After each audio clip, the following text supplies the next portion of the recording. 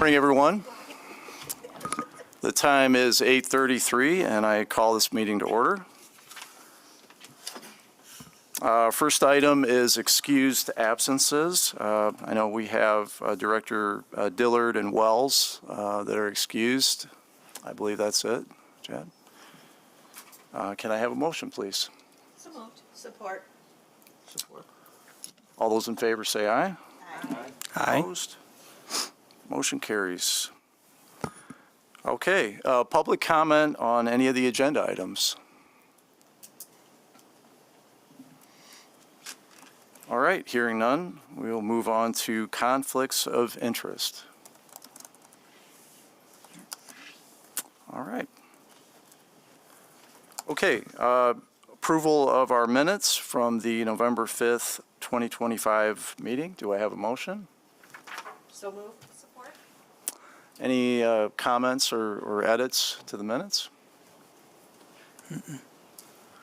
All right, hearing none. All those in favor say aye.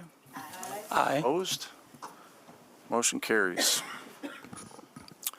All right, moving on to our action items. The first is a resolution approving and recommending an Act 381 work plan and authorizing execution of a development and reimbursement agreement for the 125 Ottawa redevelopment project at 125 Ottawa Northwest. Do I have a motion? So moved. Support. Take it away. Good morning, everyone. I'm excited to bring the 125 Ottawa Northwest project before you for one last local approval before we send this off to the Michigan State Housing Development Authority for their hopeful support. So as a quick reminder, this is a project that is adaptively reusing floors 2 through 4 of the Ledyard building right downtown. So we're excited to see another conversion of office to residential. The intent is to have 36 residential units, 30 one-bedroom units, and 6 two-bedroom units, and 8 of the 36 are expected to be priced for households earning at or below 60% of area median income of Kent County. So this is, like I mentioned before, the final step before we send this off to the state. The Committee of the Whole at City Commission yesterday approved the Brownfield plan, so this is really the last step. If you approve the work plan before you this morning, then we would be authorized then to work and draft and execute a development and reimbursement agreement prior to sending off to the state of Michigan. Jared Belka is here as well, too, if there are any questions specific to the work plan. But that is the request before you this morning. Thank you, Mackenzie. Any questions? I was just going to ask, because I missed the first round of presentations. I was curious about the income targeting. Are there other funding sources that are supporting the deeper 60% and 120% cap?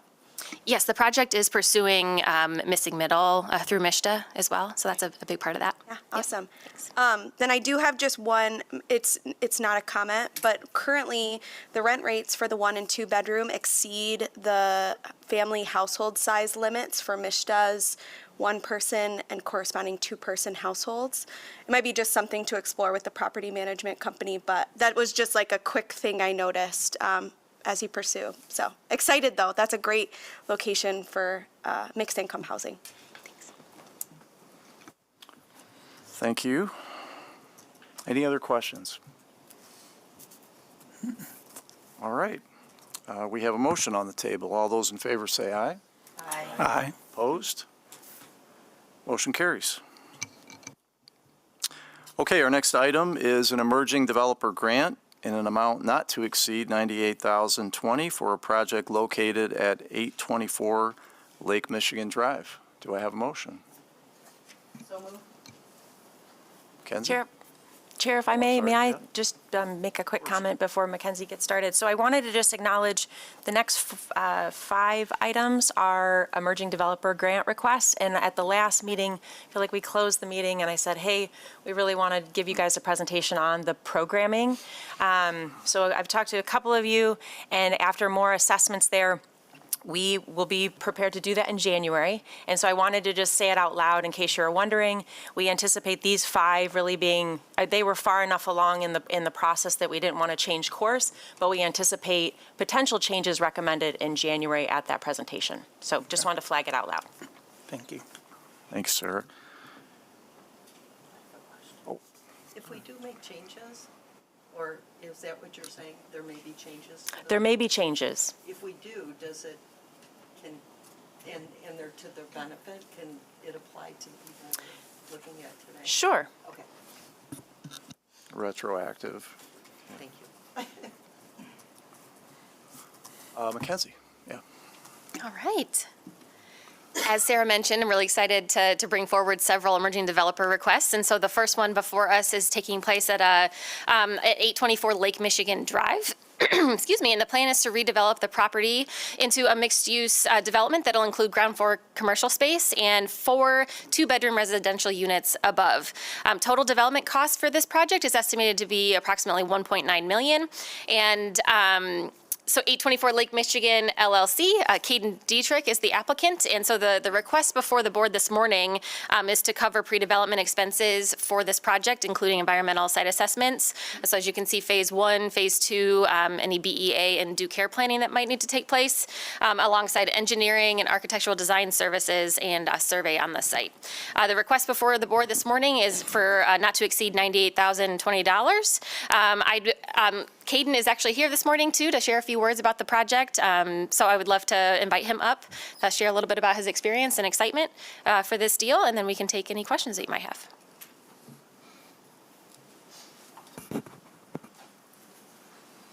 Good morning, everyone. Thank you for Morning. having me here today. Sorry. No worries.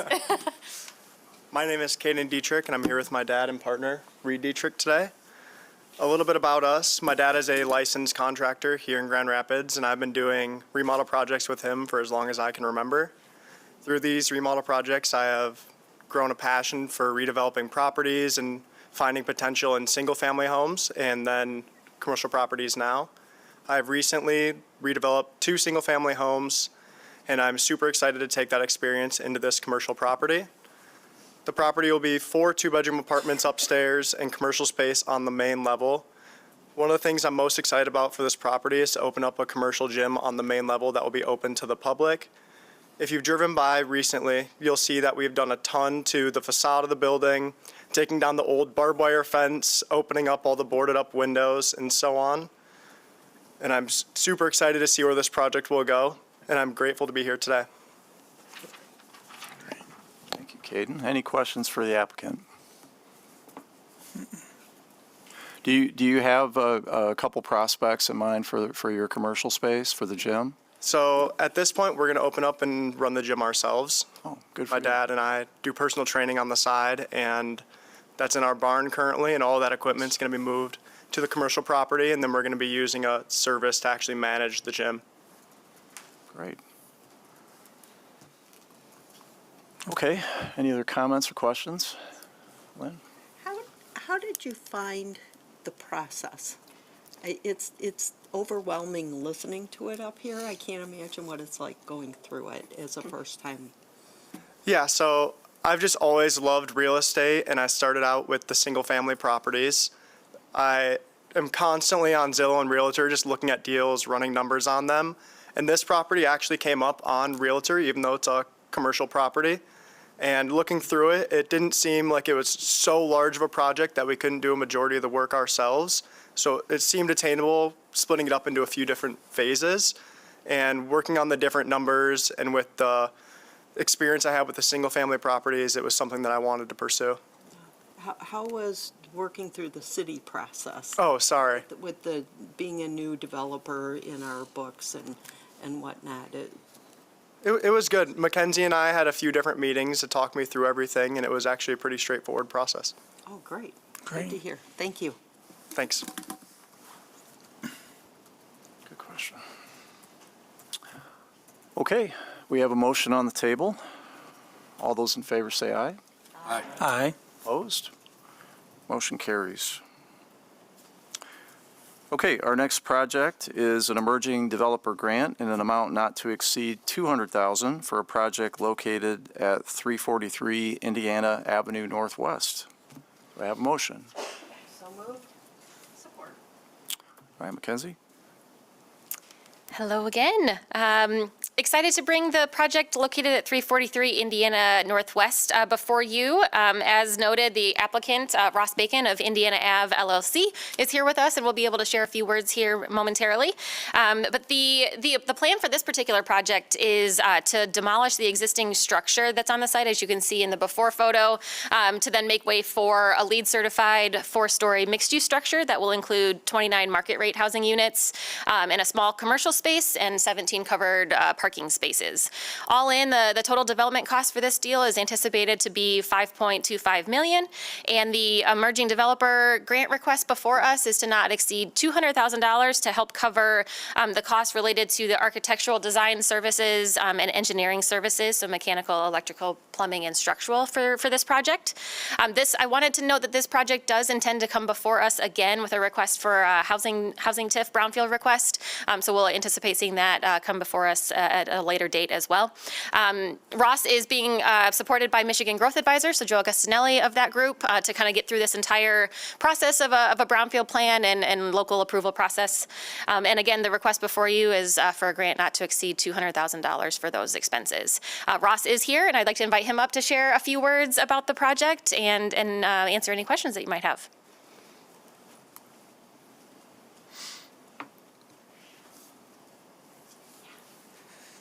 Good morning. I'm Ross Bacon. Just wanted to introduce myself and tell you a little bit about myself as well. Moved here to Grand Rapids in 2012 and began building. Just kind of moved here without a plan. I grew up coming here, family's from here, so I kind of fell into real estate and started to build a rental portfolio from there and became a realtor with RE/MAX of Grand Rapids. I've been part of the same team my whole career, 12 years now. Our team lead's been fantastic and kind of got me into it as well, along with my brother. So building the rental portfolio, I self-manage my own portfolio, and my office is located on Bridge and Straight Street, right around the corner from this. So technically, our leasing office would be right around the corner from this building. My wife and I lived in Union Square. Was the first place we lived in. We've always kind of really loved the Northwest side. Spent a ton of time down there. So I had my eye on this project for quite some time, but it was a little overwhelming. But met the right people and decided that this was the next step for me. Became very familiar with renovating single families, duplexes, and 4 units. So I figured the next best step would be a new development like this.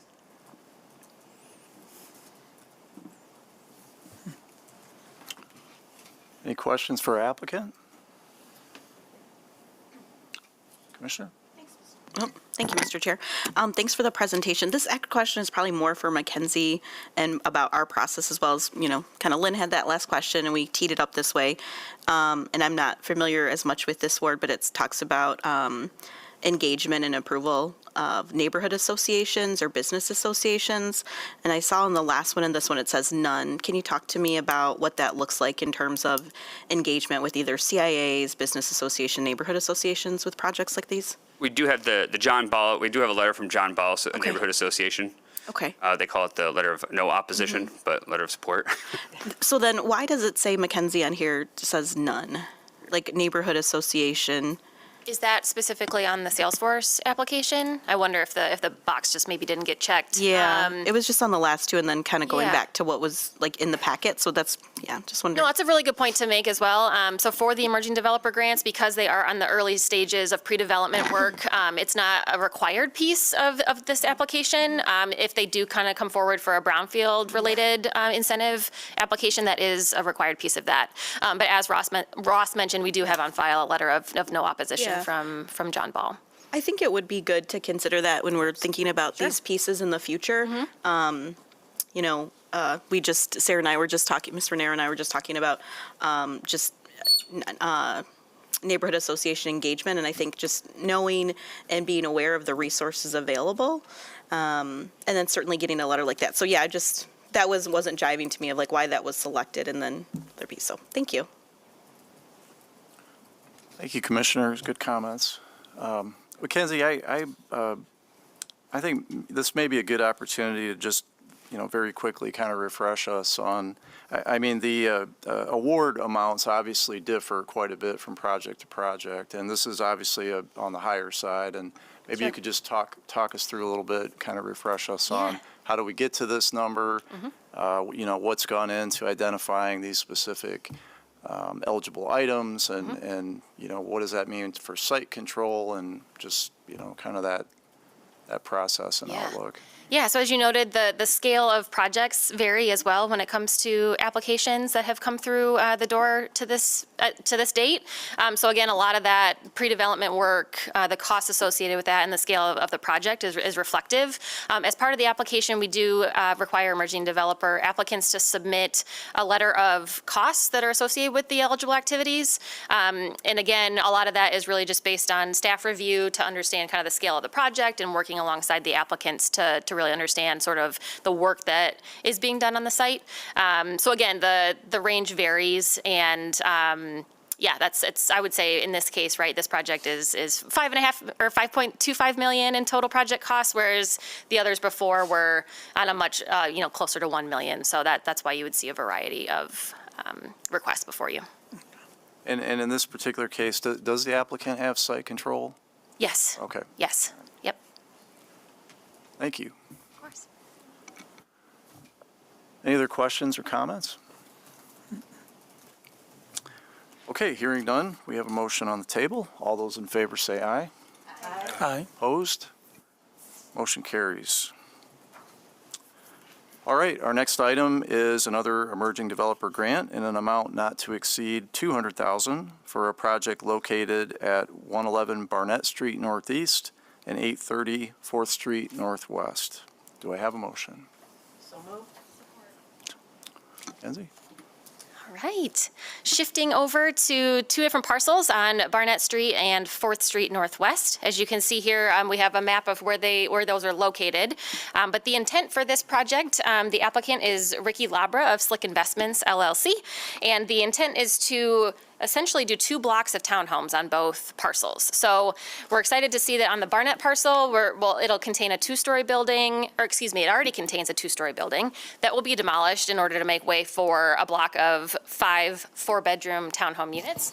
And then, excuse me, I bumped that. Then the 4th Street parcel is currently vacant and will be developed to another block of townhomes, so 6 4-bedroom units as well. So a total of 11 townhome units, which is exciting.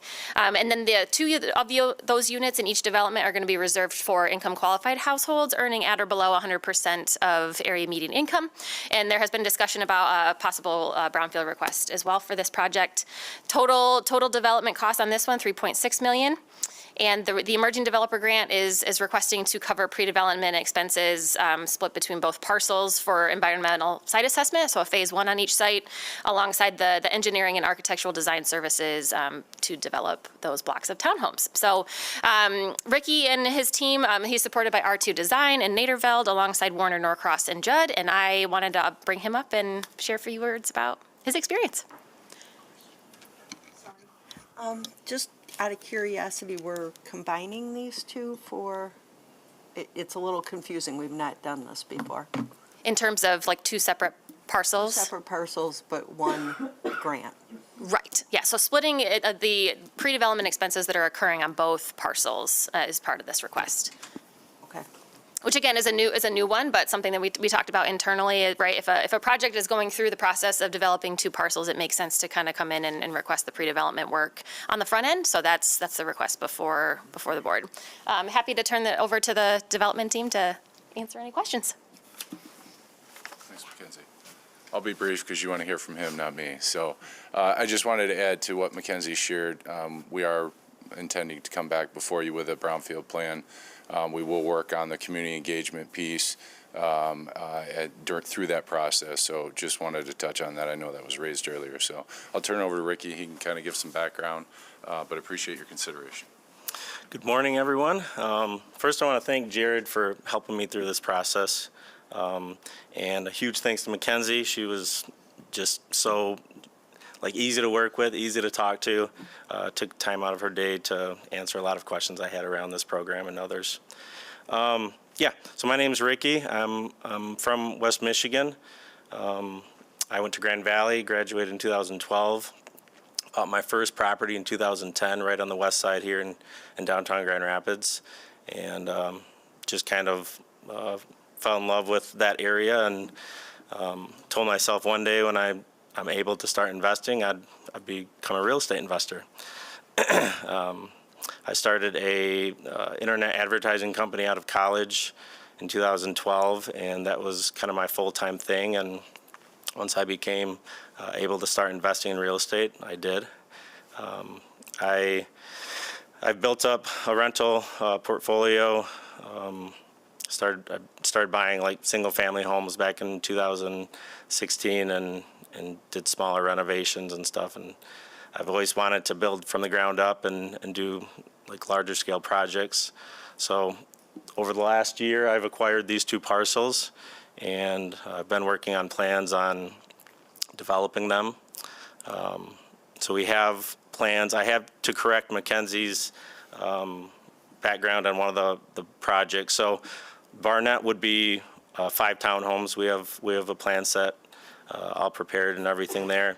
For the 4th Street project, that would be an apartment building, not true townhomes, but I just want to correct that. Yeah, that might have been the plan preliminary, and as we're getting further in with architecture, we had to change up the design of the building. But it is a 6-unit building. But yeah, super excited about these projects. This grant would help immensely with the cost of development, something I'm learning with developing from the ground up at a more than just a single family or a duplex project. It takes a lot of resources on the architecture and the engineering front, and yeah, this would be a big help for this project, or these projects. Sorry, 2 other things. Ricky's too humble. So, one, his history has been single-family buy, rehab, and rent out. Kind of graduated to duplexes. So this next step with a higher density multifamily is really what the grant request is to allow him to build up to. He's been a silent investor in other projects over the years, but this is really his own next step to kind of graduate to that. Also, just want to clarify, the home on Barnett is vacant, so this is not displacing anyone. So I just wanted to add that. So. Thanks, Jared and Ricky. Any questions for the applicant? Lynn? It was mentioned you may be coming back for a brownfield. Mm-hmm. Would that be for both properties? Yeah, yep. Thank So we would have eligible units in both properties for future, like the TIF and such. Okay. Thank you. Yep. One thing I want to mention with these 2 developments, a lot of developments, I think, in Grand Rapids have smaller units, 1-bed studios, maybe 2-bed units. I think something unique about these developments is they're going to be larger units, and I think the city could use more of those as units upcoming. Great. Are you able to share who you are getting bids on, to build this for you? Yeah, I have a local contractor that has been great, and Easttown Construction will most likely be doing the work here. And as far as like subs and stuff, Just general or construction manager. we're starting to get bids. Yes.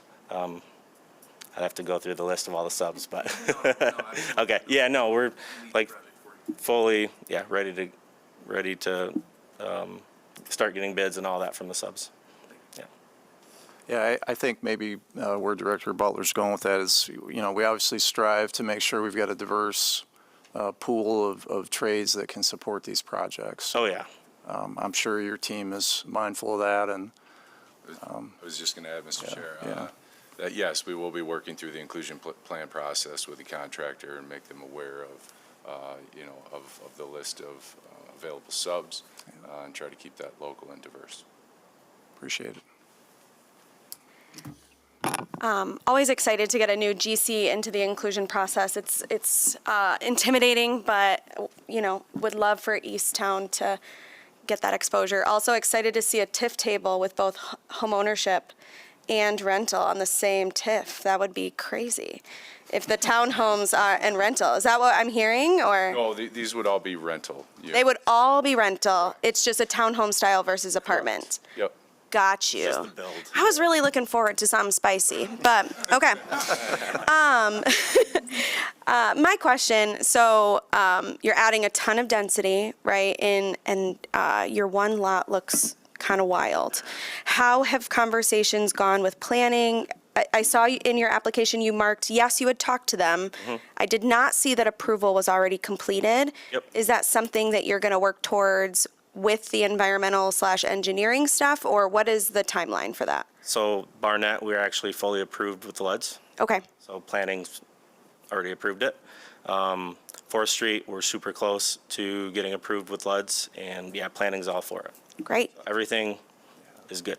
Wow. From Yeah. the planning side. That's a funky site, so that's exciting to hear. Yeah. Awesome. Thanks. Okay. Any other questions? Good discussion. Okay, we have a motion on the table. Thank you. All those in favor say aye. Aye. Opposed? Motion carries. All right, our next item is an emerging developer grant in an amount not to exceed $193,500 for a project located at 626 through 646 Coit and 210 Fairbanks Avenue Southeast. Do I have a motion? So moved. Mackenzie? Hello again. So this particular project is known as Union Suites on Coit 2, and so it's a collaborative affordable housing development that's located in the Belknap neighborhood of Grand Rapids. It's going to consist of 52 newly constructed family apartments, 21 beds, 21 two-beds, and 11 three-bedroom units, replacing 6 different parcels with deteriorated existing property. So the development is going to be designed as more of a courtyard style building with front yard green space to really kind of include that community interaction and enhance the pedestrian experience on Fairbanks and Coit. So this particular project is also going to be, those 52 units are for low and moderate income families, including 11 units that are reserved for tribal households. So going into this, I wanted to share that the applicant is Latoya Benelli of Bitterwater Edgewater, who is a part of the Union Suites on Coit LHDA LLC. And she is a 25% owner of that LLC, therefore making her eligible as an emerging developer under our policy. So the total cost on this project is $17.7 million. I know that this project has gone before our planning department. And again, this particular request before us is not to exceed $193,500 to cover phase 1 and phase 2 work, engineering services, architectural design services, site plan, and again, pre-construction consulting and development services. Latoya and Bitterwater Edgewater are all being supported by Union Suites Development, Dwelling Place of Grand Rapids, and Little River Development. And Kara Gates of Plant Marie and Real Point is here to share a few words on behalf of the applicant, who unfortunately is traveling, was unable to make it this morning. But I want to invite Kara up to share a few words on her behalf.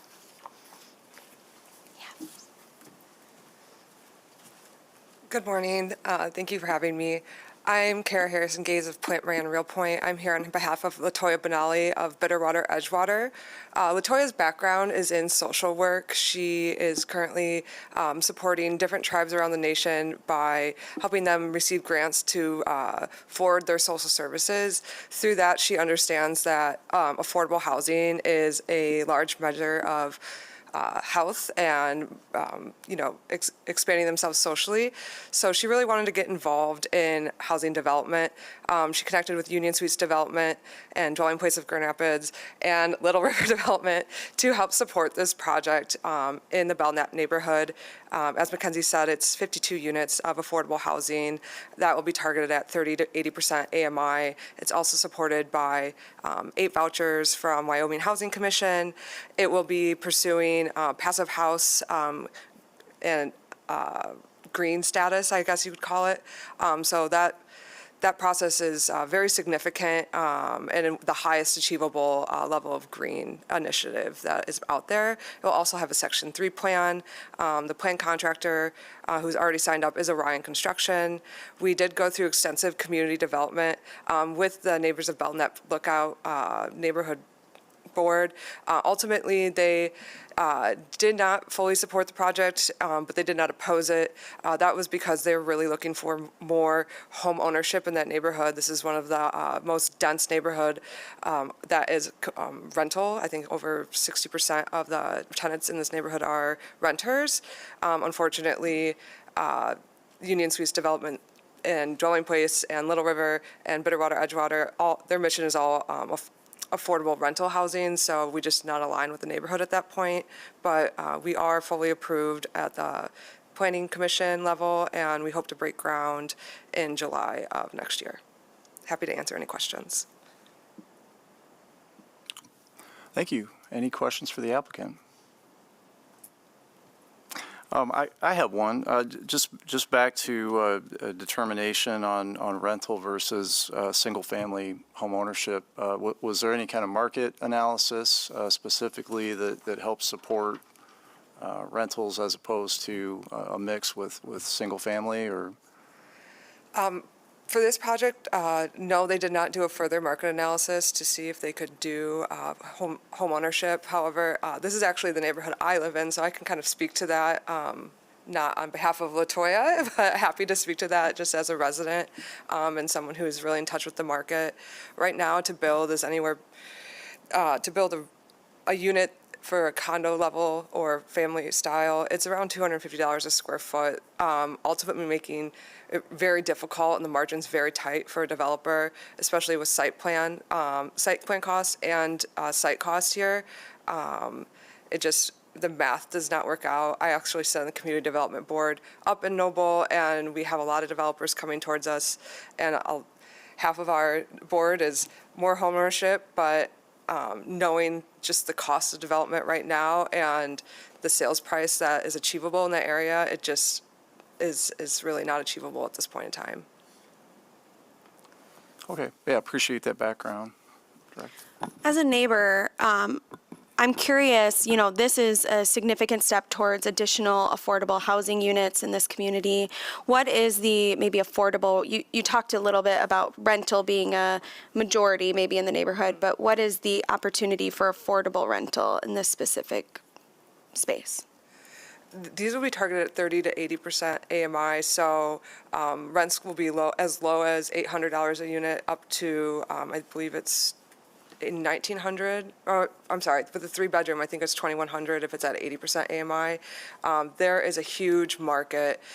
This is actually a phase 2. There's Union Suites on Coit. 1 is next door. It's also 52 units. The projected lease up, we had a lease up schedule for that of 7 months. It was done in 3.5. Thank you. Okay, appreciate all the background on that. Okay, we have a motion on the table. All those in favor say aye. Aye. Opposed? Motion carries. Okay, our last emerging developer grant in an amount not to exceed $108,000 for a project located at 2130 Plainfield Avenue Northeast. Do I have a motion? So moved. Support. All right, last but certainly not least, I want to take us to 2130 Plainfield Avenue Northeast. As you can see, the property on the existing site. The intent for this particular project is a proposed mixed-use development that's in the Creston neighborhood of Grand Rapids, which will consist of renovating that existing structure that you can see up on the screen and constructing a standalone building that includes commercial space and 6 housing units. Total development costs for this project is $1.9 million. The applicant is Andy Staub of North Quarter Development LLC, and actually lives really close to this property, if not next door, if I'm not mistaken. And so really has some investment in the neighborhood, and we're excited to see him come before us with this project. The emerging developer grant request before us, not to exceed $108,000, is to cover pre-development expenses associated with the site due diligence on the site, so survey and soil borings, site design, alongside the architectural and engineering services services associated with that, structural and mechanical, electrical, and plumbing. The applicant is working with Sella Building Company, so also the pre-construction consulting and development services are an eligible activity under this grant that's being requested as well. I would like to invite Andy and Peter and team to come share a few words about the project and answer any questions.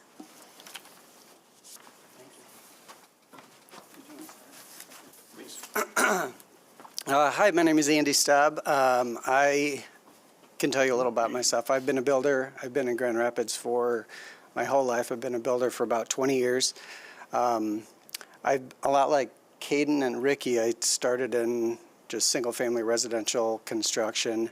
I've done flips, I've done rentals. I've done commercial work for a lot of other people in Grand Rapids, and I thought it'd be time to go a little bit bigger and do that myself.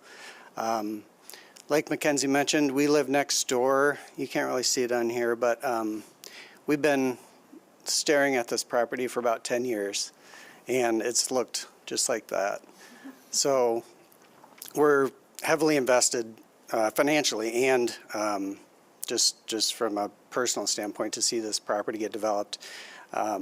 Creston's a great neighborhood. There's a lot of people there. It's very walkable, and this building in particular has been a blight, and something needs to happen, so we thought we should do it. So we engaged Peter to help us through this process, and yeah, we're excited about it. Happy to answer questions if you have any. Thanks, Andy. Yeah. Thanks, Andy. Given that there is precedent for us, considering multiple sites in one grant, I might challenge you and Peter, to be creative and maybe consider the adjacent property as well. As a part of this, you might, redevelop the ground floor retail space. I think there's maybe something that you could do to. Yeah, so our existing, the Coral Reef building. Yes. Yeah, so that's probably phase 2. After we get this done, our goal would be so we currently live above upstairs in the Coral Reef. And the downstairs is kind of a office shop for my construction business. But the intention would be, I need a bigger place anyway, so I would find something and then we would develop that into retail. So I think it would make a really nice little, I don't know, courtyard area between this building and then, I don't know if we have a rendering, but the other building will be set on the street. So there will be kind of a courtyard in the middle of that building and the new building, and then my building is kind of just to the south of that. So I think with 2 retail locations there, it could just be a really nice opportunity for the area to grow. Yes, and that's, Yeah. I'm just sort of suggesting that as, Yeah. so that you can get the efficiencies, from doing the project, sort of all at once. Yeah. So, thank you. Yeah, I would Thank just you. add that we did run the numbers that way. Made more sense to do it in a phased approach. And in conversations with planning, they made sure that we set the building up in a way that would allow that growth and make it seamless once the second phase happens. Thank you. Just chatting with my colleague here, where do things stand with the planning team on this one? I know there's been some past iterations of site plan, and I guess what's the latest on engagement with that team? And Yeah, the original plan that we looked at was an expansion of the existing building. Yeah. And then based on meetings with planning, they said, no, they would rather see a separate building that is right up at the street front. So that's the direction we are, and I apologize, we don't have that rendering there, but it would create kind of a courtyard space that separates. So this ends up being 2 separate buildings. Okay. Appreciate it. Can you comment on parking? Yeah, so there's enough parking on site. There would be parking between the 2 buildings, and then this site goes to the south. So there's enough space on site that we meet parking for the number of units and the retail space.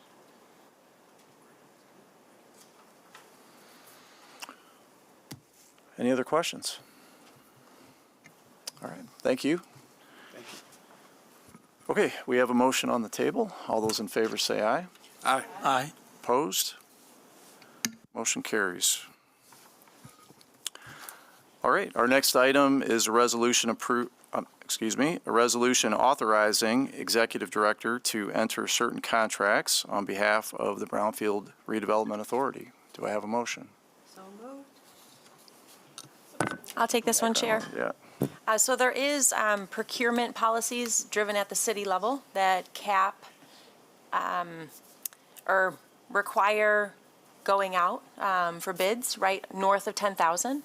The purpose of this request, in talking to our legal counsel, gives a little latitude for me to bring on third parties where we feel like we just might need support. So candidly, we've talked between us and DGRI about possibly bringing on assistance for performa analysis, et cetera. And so we just wanted to have that option at our fingertips if we so choose to move forward on, I imagine that on complicated deals, so.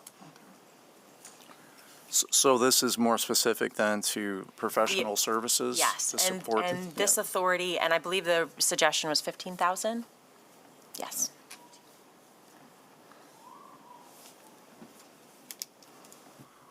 Any questions or comments on that one? Seems pretty straightforward. Okay, we have a motion. All those in favor say aye. Aye. Opposed? Motion carries. Okay, our next item is the 2026 meeting schedule. I'm assuming that's complete. So I have a motion. Right, thank you.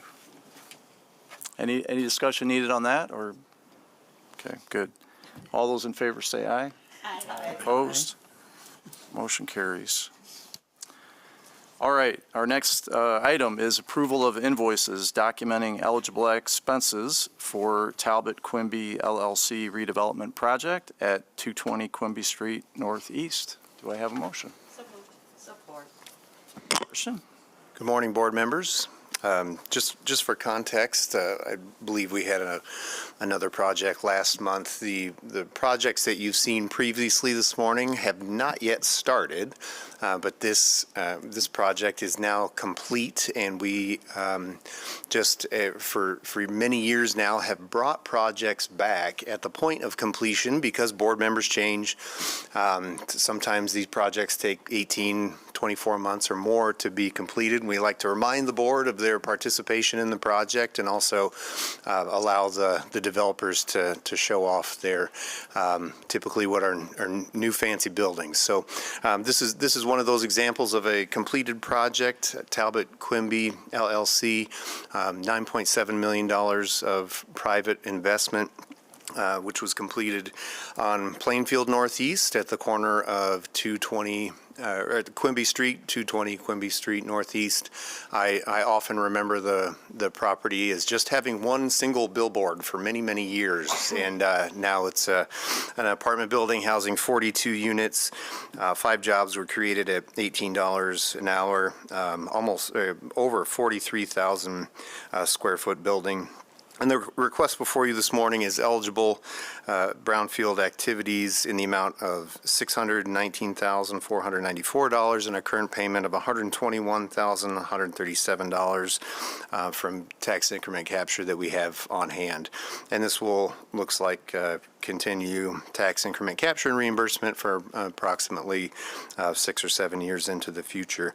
I'd like to invite up Ryan Talbot, who's the developer in this case, to speak more, and we have some pictures of the completed project. Thanks, Christian. So very happy to come back here a couple of years later and show off some pictures of the current. Hopefully many of you have driven past it already. It's a 72-unit building, actually. I think you said 42. And it's fully occupied. So we finished the building, got C of O in November of last year. And in about 6 months, we leased the entire thing, top to bottom. So clearly the messaging around housing shortage, it's real, it turns out. So Pinnacle Construction Group was the general contractor on this, did a really, really nice job for me. In fact, we took the same project team, copied and pasted just about all the members, especially the ones that worked well together, and took the show over to Bridge Street. And we're under construction at the former Dutlers Family Foods on 148 units. So copying and pasting as much of the DNA of this one as we could on the second one.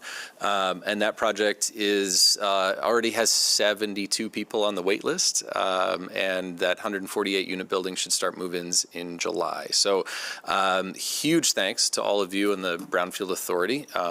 Getting incentives like this and the NEZ and the MEDC CRP funds absolutely is critical to getting deals like this off the ground and getting housing created. So I don't have a lot of really negative things to say about even the construction process. A couple of delays here and there, but very much par for the course. Everybody worked really smoothly together, and the project came out. I'm very proud of it, quite frankly. So happy to answer any questions. Thank you, Ryan. Any questions?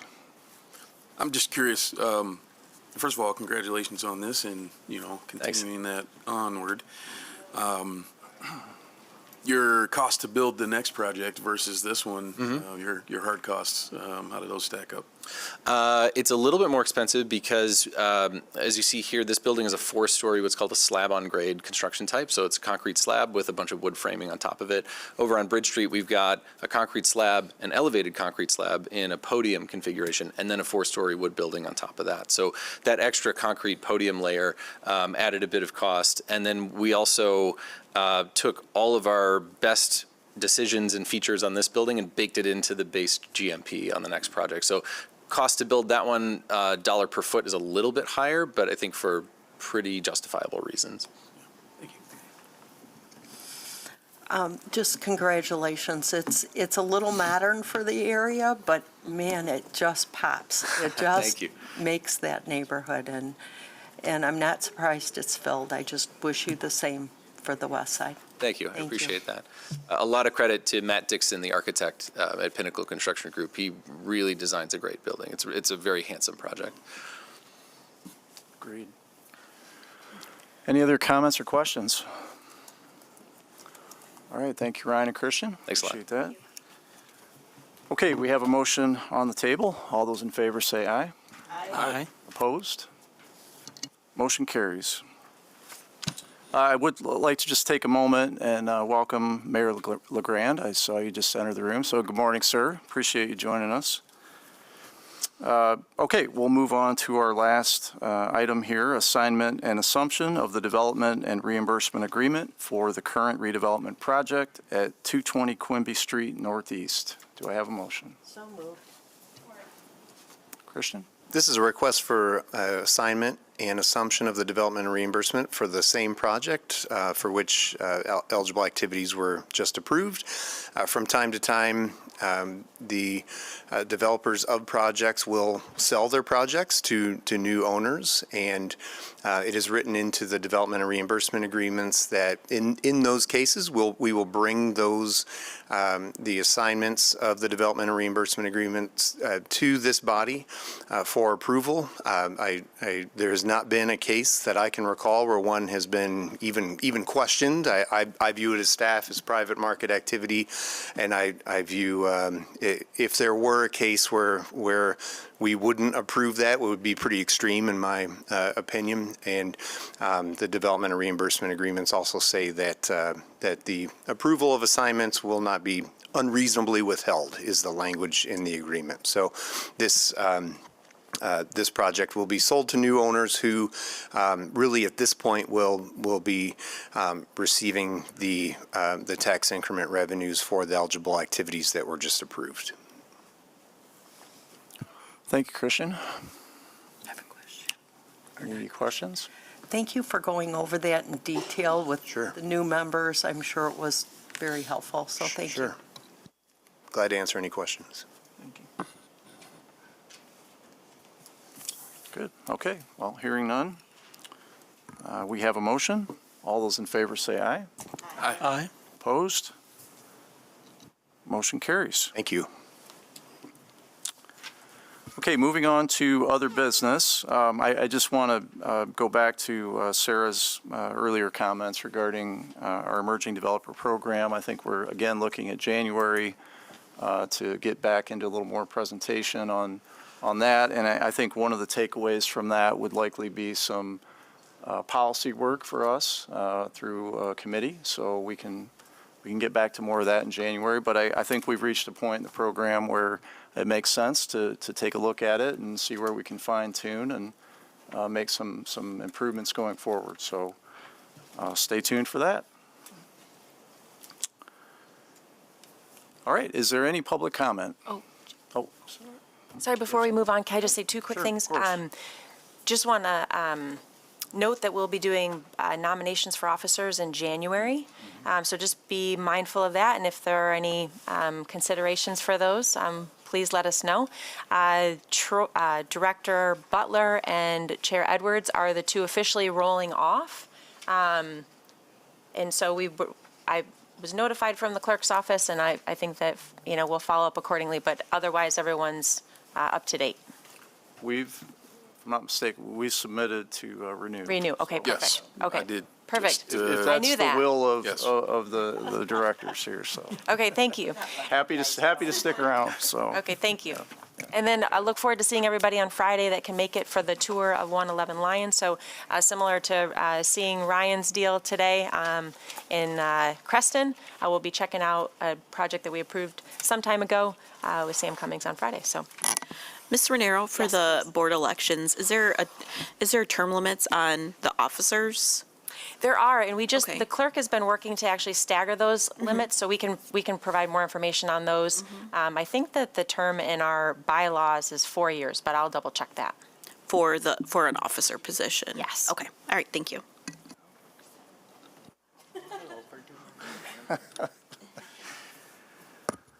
Okay.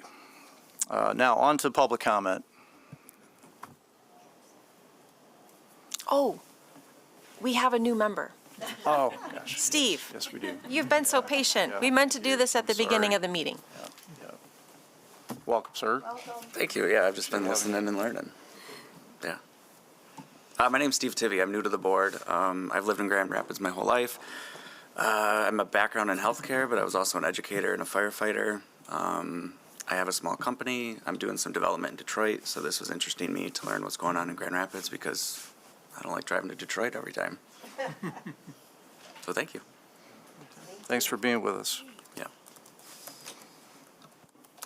Okay. Any public comment? Okay, hearing none, I adjourn this meeting. Thanks so much. For those in the room, we're going to move on to the Economic Development Corporation meeting, and then we'll start the Land Bank meeting following that meeting. So I know the timing here is a little off, but should run quickly. Anyone need a break or ready to roll here? Okay. Good deal. All right. Okay, the time is 9:26, and I call this meeting to order. Do we have any public comment on agenda items for the EDC? All right, hearing none.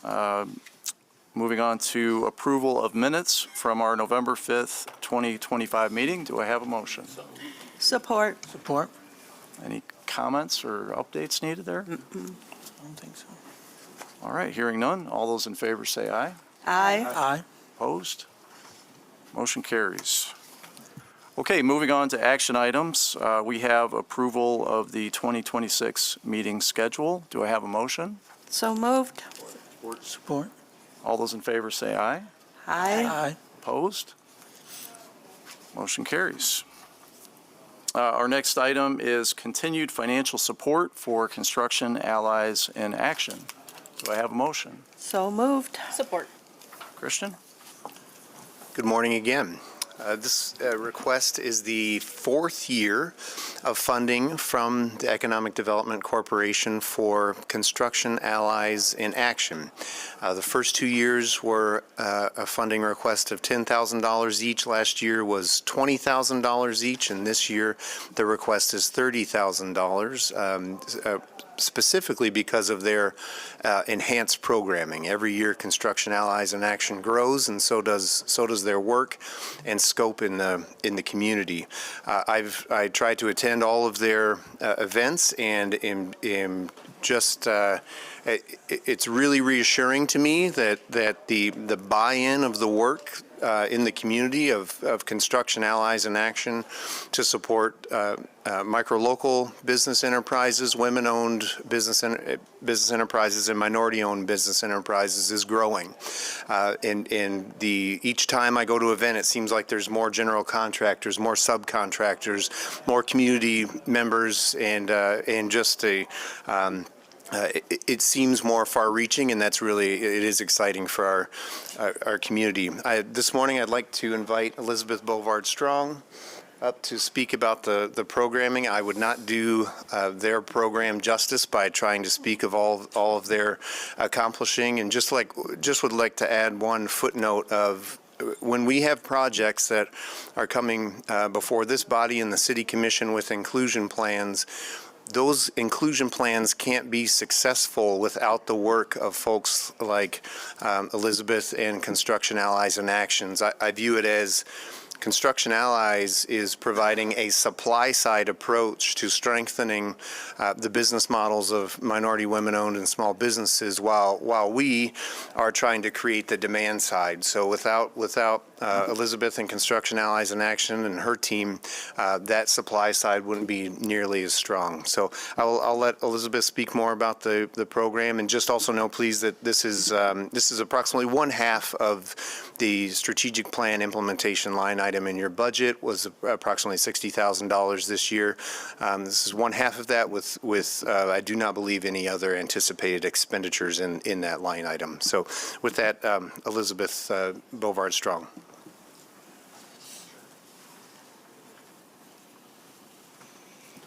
Good morning, everyone. Thank you. Thanks for the opportunity to be here again, and we're excited to supply all the statistics that you've seen in your packet. We have assessed 50 of our contractors so far this year. The assessment basically looks at the company to see where we can help in their growth. So we're excited about all of this, but I really want to share why Construction Allies in Action has become essential, and it has become essential infrastructure to the future of Grand Rapids. Our city is full of small contractors with talent, grit, and a deep desire to work. But what's missing is the bridge that connects their ambition to real opportunity. And that is the role that Construction Allies plays. It's a role our organization is designed to fill. We see the same pattern across the many contractors we support. Skilled builders who are shut out of the system, not because they lack capacity, but because they lack access. Access to bonding, relationships with primes, contract navigation, and advocates who will stand with them through the moments that make or break a business. What changes their trajectory is the invisible work we do daily. The late night calls, the contract coaching, the back office support, the advocacy, and the introductions that were previously out of reach. This is the high-touch, behind-the-scenes support that keeps businesses from collapsing and positions them to grow. And the cost of losing the support is real. The city would lose qualified, diverse local bidders, primes lose reliable pipelines, project dollars leave Grand Rapids, the trust, the systems, the partnerships, the momentum we've built, all of it would be nearly impossible to rebuild without this funding. We aren't just preparing workers, we're developing employers who will hire locally, retain talent, and build wealth right here in Grand Rapids for decades to come. And the momentum is undeniable. Industry partners are stepping up, collaborations between organizations are happening, contractors are lining up. Demand is higher than ever because the need is real. This funding is not about starting something, it's about protecting a homegrown ecosystem that Grand Rapids already relies on. Construction Allies in Action is not asking for charity. These companies aren't looking for charity. We're inviting you to continue investing in a proven engine of local economic growth. One contractor, one employer, and one neighborhood at a time. because when Grand Rapids builds its builders, Grand Rapids builds itself. I'd like to right now introduce Allison Castillo with Ultimate Caulking. She is, one up here, Allison. She is one of our hub members. She is, I can't say enough about Allison. She is there, she is learning, growing, and I just would love to have her tell a little bit about her company. Thank you. Hello, my name is Allison Castillo. I'm CEO of Ultimate Caulking. Ultimate Caulking started in November 2022 with just my brother and I. We had no idea that construction hours in action was a thing until I got a phone call from Elizabeth asking me if I could join the program. So that is when I joined it back in May of 2023. Since then, the support that I've received from Construction Allies in Action has been very big. It has allowed my company to grow and operate more efficiently. Not only then, but it has also provided me with a lot of resources, guidance that has pushed and also allowed me to also reach new customers and make strong relationships within the community. I am a woman, as everyone can see here, but my company is also women-owned, minority-owned, because I am Hispanic, and I am also part of the MLB with the City of Grand Rapids. Without Construction Allies in Action, those opportunities that would not have been a resource or something that I would have heard of. So I'm very grateful. You guys funding this program is not just funding, but it's also fueling an economic impact within our community. So thank you all for everything that you guys do. Thank you. If there's any questions, I'd love to answer those. Can you just, excuse me, give us a brief overview of, obviously this isn't funding enough for you to carry on this project. Where do you get your other funding from? So we have a few other grants that we have applied and received. One is from RDV. That is a big a grant that has helped us with a Foundations Plus program, and Allison is part of that as well, but is kind of taking companies to that next level with giving them support. It's a 4C program we're utilizing, so they have capacity, capital, connections, and customers that we are just to have four individuals that surround these companies. So that has been a big part of that as well. We have a few events. Our biggest, last event that was brand new was celebrating. It was an honors program, which we were excited about. We try not to do some of these for fundraising. We really want to embrace these contractors and celebrate the wins that they're getting. But it is a continual asking. I am knocking on contractors' doors, asking for support. It's sometimes we get it, sometimes we don't, but it's a continual. And I recently retired from my full-time paying job to do this, and I'm going to say probably my volunteer hours are at least about 40 hours a week. So it is a lot of work. It is good work. It is needed work, and we love supporting and watching these contractors grow. I guess I was hoping to hear that you were getting some support from developers in the area, because, I mean, we require it for our process, and you would think that you would be a really easy resource for them to go to help them meet the goals that we've asked them to meet. So hopefully that'll come around even more as days go on. Yeah, we were actually surprised with our looking at our website, and we have a very, I think, a robust website. We list all of our contractors. We basically we let them know what their designations are, what counties, whether they work residential, commercial. We're now going to try and get them also to, if anybody gets a letter of recommendation, we want to put that in there too, because we hear a lot that, well, I don't know this company and I'm taking a risk. And I'm like, well, if Rockford or Pioneer have worked and they love them and they put that letter, that really helps validate, to use these. But I continue to knock on doors. There are certain challenges there too, but it's, as I said, being able to come to you guys every year, I mean, I'm humbled to be here. It is, we need this and we appreciate and we hope that what we're showing you is a good investment of the money from the city of Grand Rapids. Just a quick celebration that we have two women in front of us talking about construction, and just thank you for being here. That's a huge celebration in and of itself, and so we appreciate both of you. I also just wanted to share ICCF has utilized Construction Allies in Action just for our contractors. We send GCs to the program or the website, the directory. It's invaluable, and we also have hands-on experience seeing that a lot of our small businesses are just overwhelmed by the process to get on these lists, and it's hard to sometimes convince them to do it, and they don't have the time. And so programs like this are just awesome and want to celebrate and excited to fund. And it sounds like with the money we have, come back and ask for more next year. That's kind of what I'm hearing. But awesome. Thank you. Director Butler, did you have something? No. Look like you're, okay. Well, Elizabeth, well done leveraging our support to do this great work, and I concur. I'm really grateful that Christian has been able to, find ways to increase our contribution.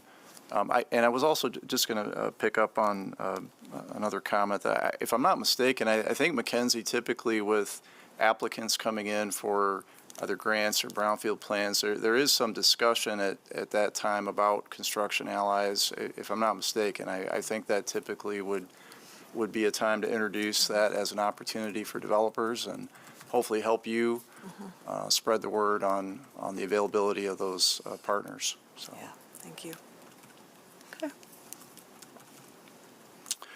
Okay, any other comments or questions?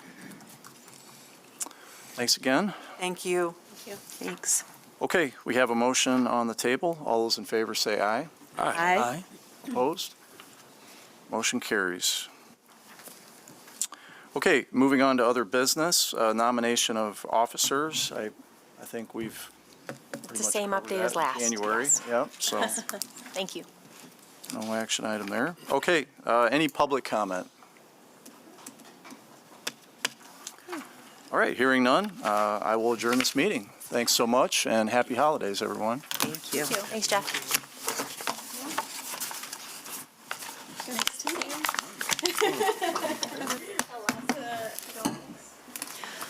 I was only half joking about the treasurer.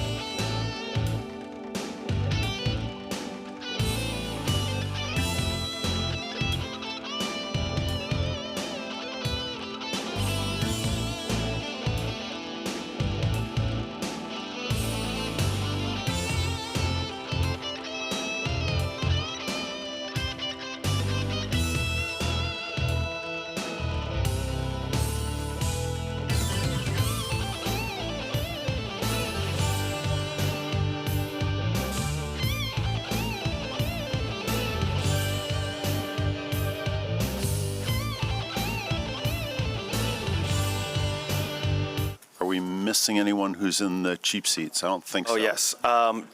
Miss Director Vandenberg let me know this morning that she is sick, so she will not be in attendance. Everyone else RSVP'd.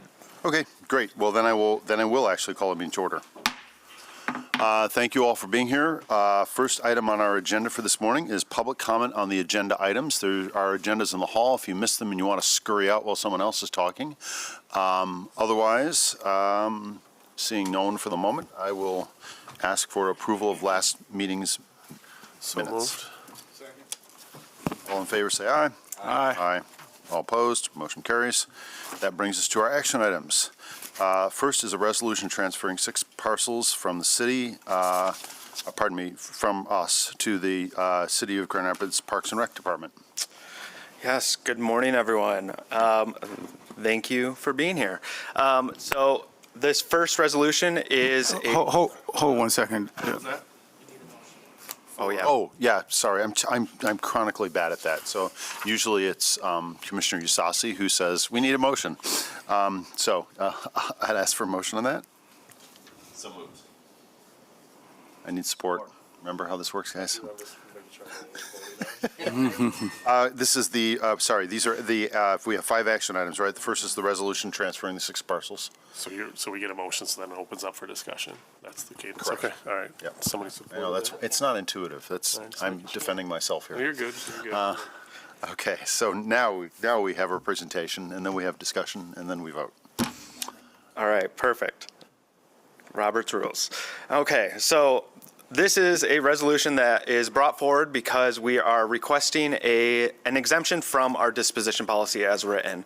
The 6 parcels that the Parks and Rec Department has requested will be used for their Silver Creek and the Plaster Trail. And so these are all side lots. They are considered non-buildable parcels. And so this is truly the highest and best use of these lots, which will also remove them from our portfolio, which is fantastic. And so we are requesting this resolution to go around our disposition policy, not require an active listing period, and essentially directly transfer these over. Great. Mr. Brown. You answered most of my questions, but just one outstanding question for posterity's sake. Have we had any other offers on these properties, on these parcels? We have not had any offers, mainly because of that non-buildable status.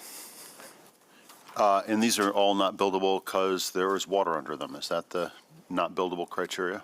I don't know on the specifics. I know that one of them has power lines over them. Most of them, it's around size and, just the fact that because of that, there's not any feasible possibility. We did, and we'll get to this at the presentation, planning did review all of our side lots multiple times now. And so they have looked to see if, there are any variances available, anything around that. So these were not listed within the very few that were. And so, as I said, this is truly the highest and best use for these parcels. Okay. Yeah, there's part of me that wonders if we're getting the cart ahead. I'm not going to oppose this, but I do because I trust staff.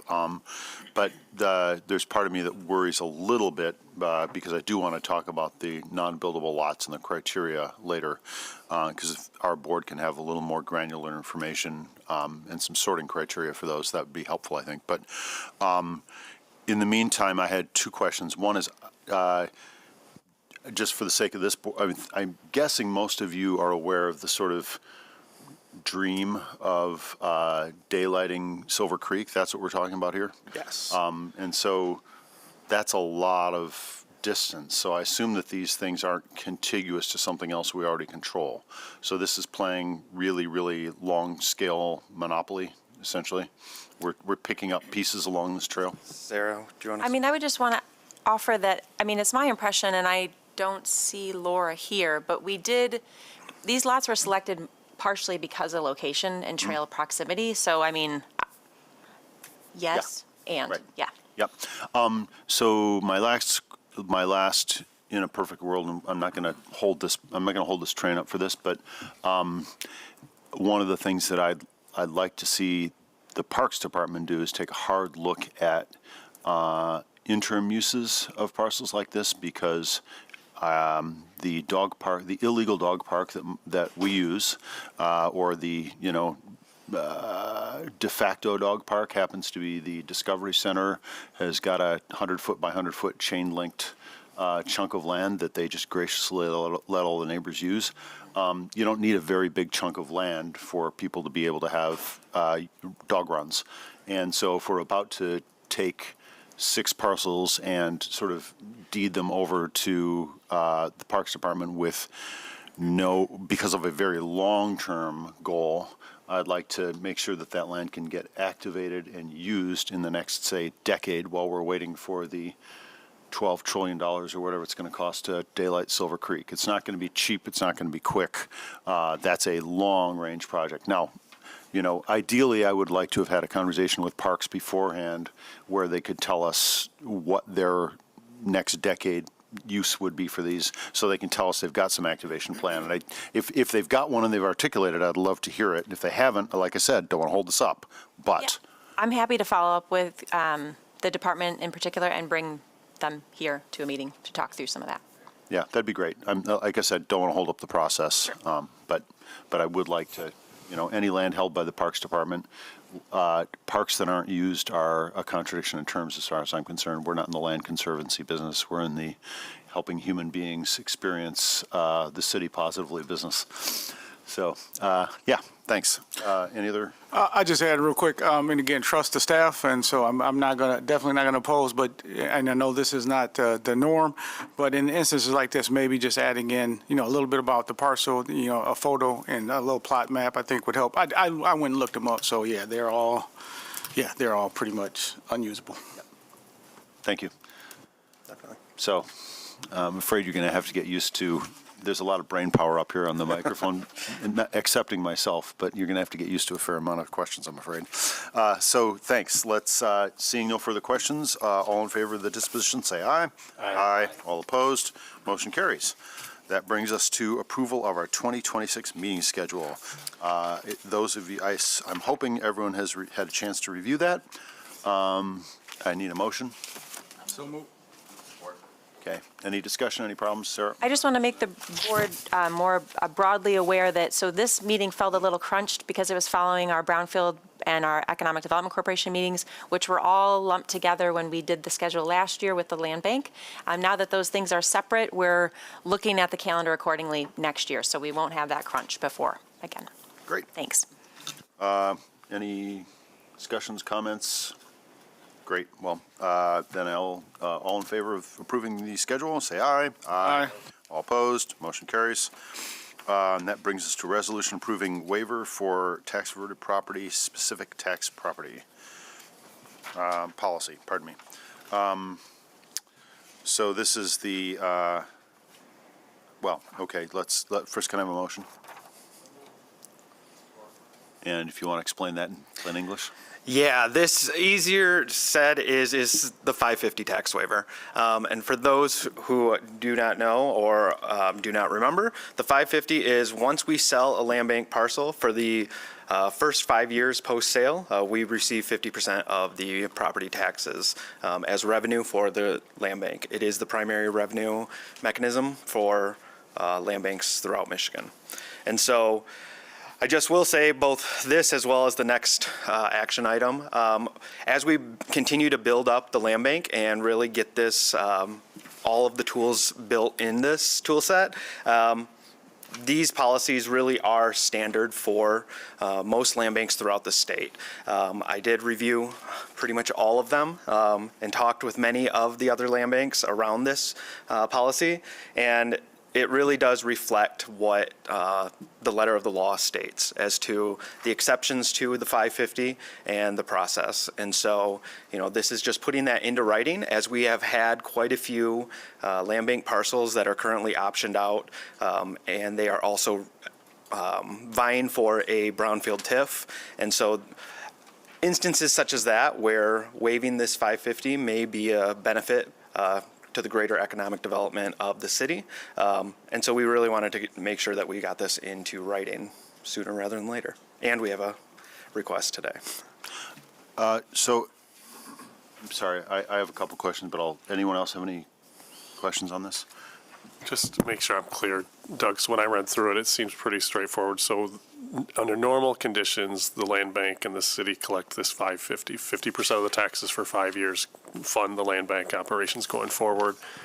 And that at times has a conflict if a development project requires a brownfield TIF. And so 50% of that would come here versus the TIF, which impacts the project's viability. And so this essentially establishes a policy for us to consider if and when we want to waive that 50%. And presumably, economic development staff will have reviewed the project and say the numbers don't work, and so therefore either we want the project or we don't. And we waive the 550 based on this criteria. I will say the TIF is, it still works with the 550, but there are going to be those projects that, as you said, the viability is really going to be benefited and boosted based on the waiver. And so, I'm not a math person, numbers scare me, but, I have looked at a few others from other land banks and how they have that work. With the 550, it takes 50% of all property taxes, whereas the TIF, takes various looks at the various everything. And so it is feasible, but for a lot of these projects, the financial feasibility and viability of it are going to be reliant on that waiver. Just to clarify one point, I do agree with Doug that it can work with a TIF, but it also, depending on the deal and the term of that deal, may not work, right? And so that's what we're talking about playing with by waiving our capture of that to allow it to go to a deal. Brownfield plans can go up to 30 years. It would have to be a really sizable deal to be impacted, but there could be a case where it would not be helpful. Does that help? Yeah, I need to make sure I say it just to make sure I have it clear. But I think we're all saying sort of the same thing. 550 capture and a TIF can co-mingle. The first 5 years of the TIF would only be a 50% capture by the project, 50% by the land bank. The issue is if the numbers don't work and the development can't happen, would we be willing to waive that 5 years of tax capture to encourage the project to take off and flourish? And I assume then the Brownfield staff and the city staff would vet that and come forward with projects that say, hey, this isn't going to work without this. Here's our policy, up or down. That makes sense. Thanks. So I want to have a broader conversation, and I'd love to hear Ms. Renero's opinions on this. So I'm going to briefly use an analogy here. Sometimes when I'm doing criminal justice work and there's an inartfully written piece of criminal legislation that could produce bad results, the argument I hear is, oh, well, we would never do that. We are nice people. We would never enforce that law that way. And which my response is always, well, write the law the way you want it written then, like fix the language. That's your job as the legislature. So it's our job here, I think, to craft policy that gives guidance without being unduly restrictive. Because, of course, if we write stuff that's unmanageably restrictive, then staff can't do their job. But I want to point out that what Mr. Thalen just said was, oh, staff will come and tell us that this project wouldn't work if this didn't happen. And I have, in my experience, often seen that and this is, an ideological statement, but I don't think government does the but-for test well enough, often enough. So the government in general, not the city of Grand Rapids, I'm not throwing shade here, but so for example, one of the things I was really comforted to see on the Three Towers project and on the transformative brownfield there was that the MEDC actually has to review the project, review the capital stack, and say, these people are not making an exorbitant return on their money. So they're not going to get massively rich doing this thing with a tax break, which is great because it means that you've got guardrails so that, a developer doesn't come in and make 40% return on their money with a bunch of taxpayer money put into a project, which is as it should be. People should be able to make a rational return on their money so that people do development and don't just throw their money in the stock market, but they shouldn't be able to make exorbitant returns. And that's if they're using taxpayer money. If they can make exorbitant returns without our help, go with God. But if you're going to get taxpayer help, then you shouldn't be able to get exorbitant returns. Good policy, like that at the MEDC level.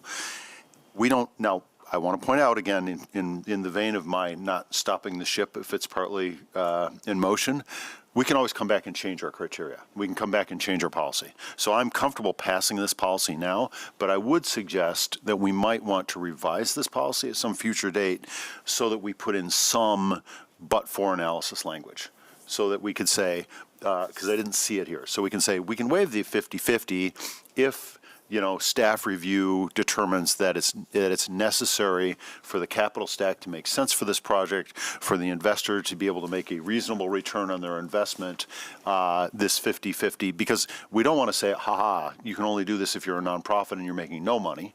We want to be able to spur development, but we also want to have some criteria in there. Otherwise, we're just saying, Ms. Raniero is going to do the analysis and trust her. And that's great because I trust Ms. Raniero, but I don't trust the city staff infinitely if I can write a policy that gives them some guidance, right? I mean, 30 years from now, if we still have a policy that has no parameters in it, that's suboptimal. I know that's very complex, but I didn't see any but-for language in here.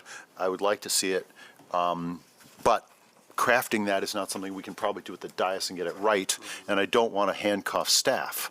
What I do want is guidance language that gives us some reasonable criteria. So I'd love to come back and talk about this at a future date, because we can change our policy. So I'm okay passing this, but I'd like to bake that policy in long term. Yeah. Yeah, just a quick thought is, because it doesn't say in here that one of the reasons why we can waive it is if the numbers don't work for the developer. It's they have to create new jobs, new investment, and measurable economic development impact. So if we want to have that be one of the reasons why we waive it, we need to list that explicitly. Otherwise, the developers needs to come to us and say, I'm creating these jobs, I'm making this new investment, but the numbers don't work. That's like the second part of it. And so I think that I'm with you there. I think that some but-for language in there would be great. But I think that because it has those three things in there, we can use those now as our litmus test for waiving it. Yep. But then in the future, we can maybe add some different language. Yep, agreed.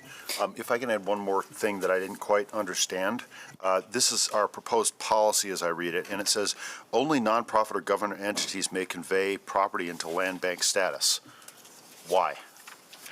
Like, I mean, I can't think of a scenario. We're just, this is page 10 of our packet, and sub 3 there in the middle, there's some bullet points. And it says some properties can be conveyed until future transfer, right? Like the land bank can essentially hold things. I'm not sure why we'd want to give nonprofits the ability to do that and not for-profit things. That's the next item.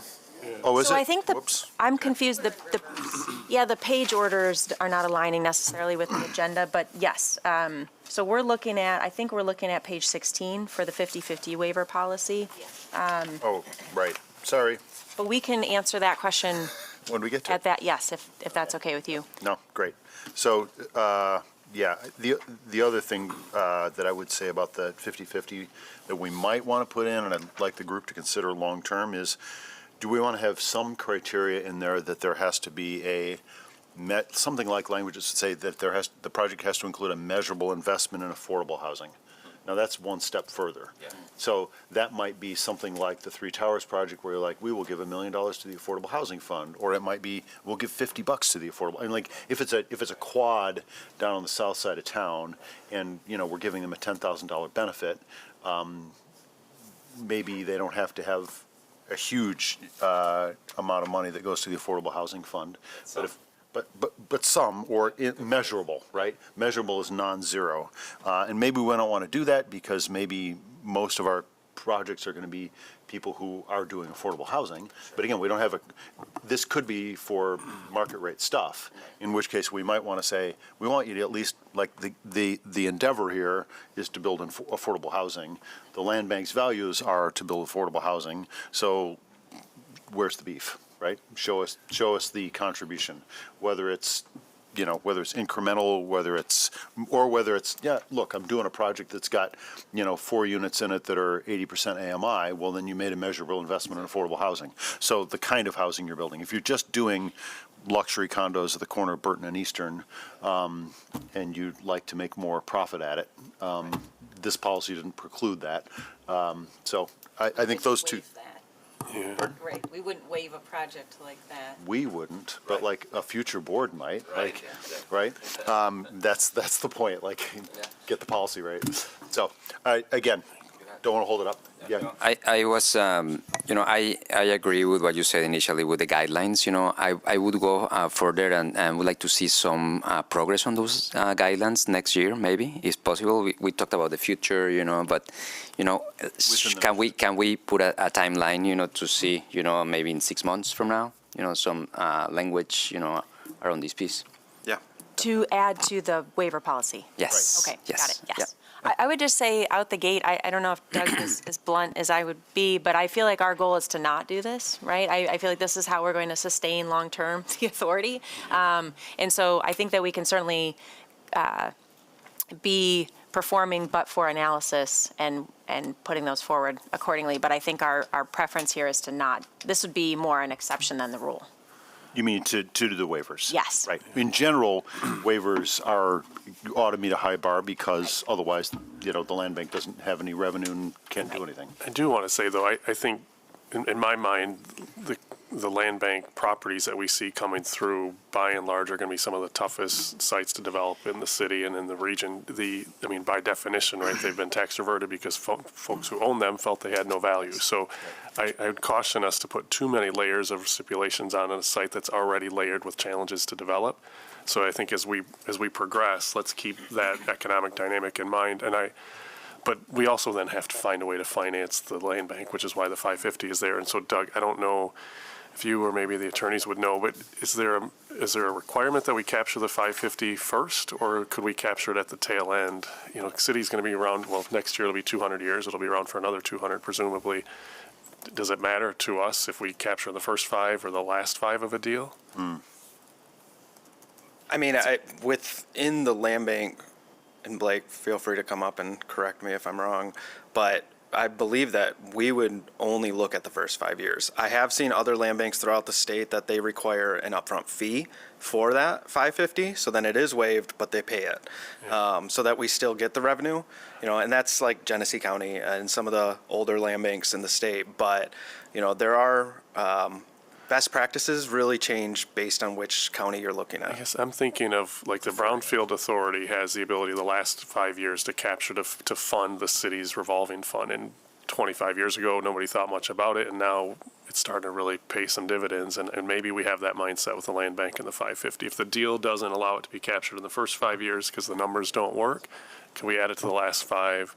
And future boards will thank us for that kind of approach. That may be statutorily prohibited. Yeah, right. There is the law. To look into it. The way the 550 statute is worded, it's only for the first 5 years of the sale.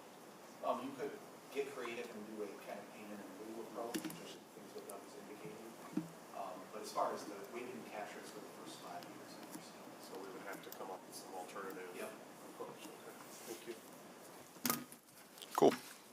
All right, well, then if there's no further discussion, that was, again, a lot of robust discussion, but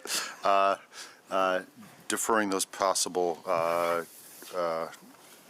modifications and seeing nobody else wanting to discuss, all in favor of passing the policy, say aye. Aye. All opposed? Motion carries. And that brings us to the next item, which is resolution approving the land bank, land transfer, and land banking policy. Can I have a motion? Okay. All right, and I will preemptively address your question. In the policy, it is written to expand. It is not only government and nonprofit. I did check that while we were sitting here. So it was a right on my part, but it is really open to everyone, yes. And so, once again, this is another policy that is really just bringing forward the expanded tool belt that a land bank has.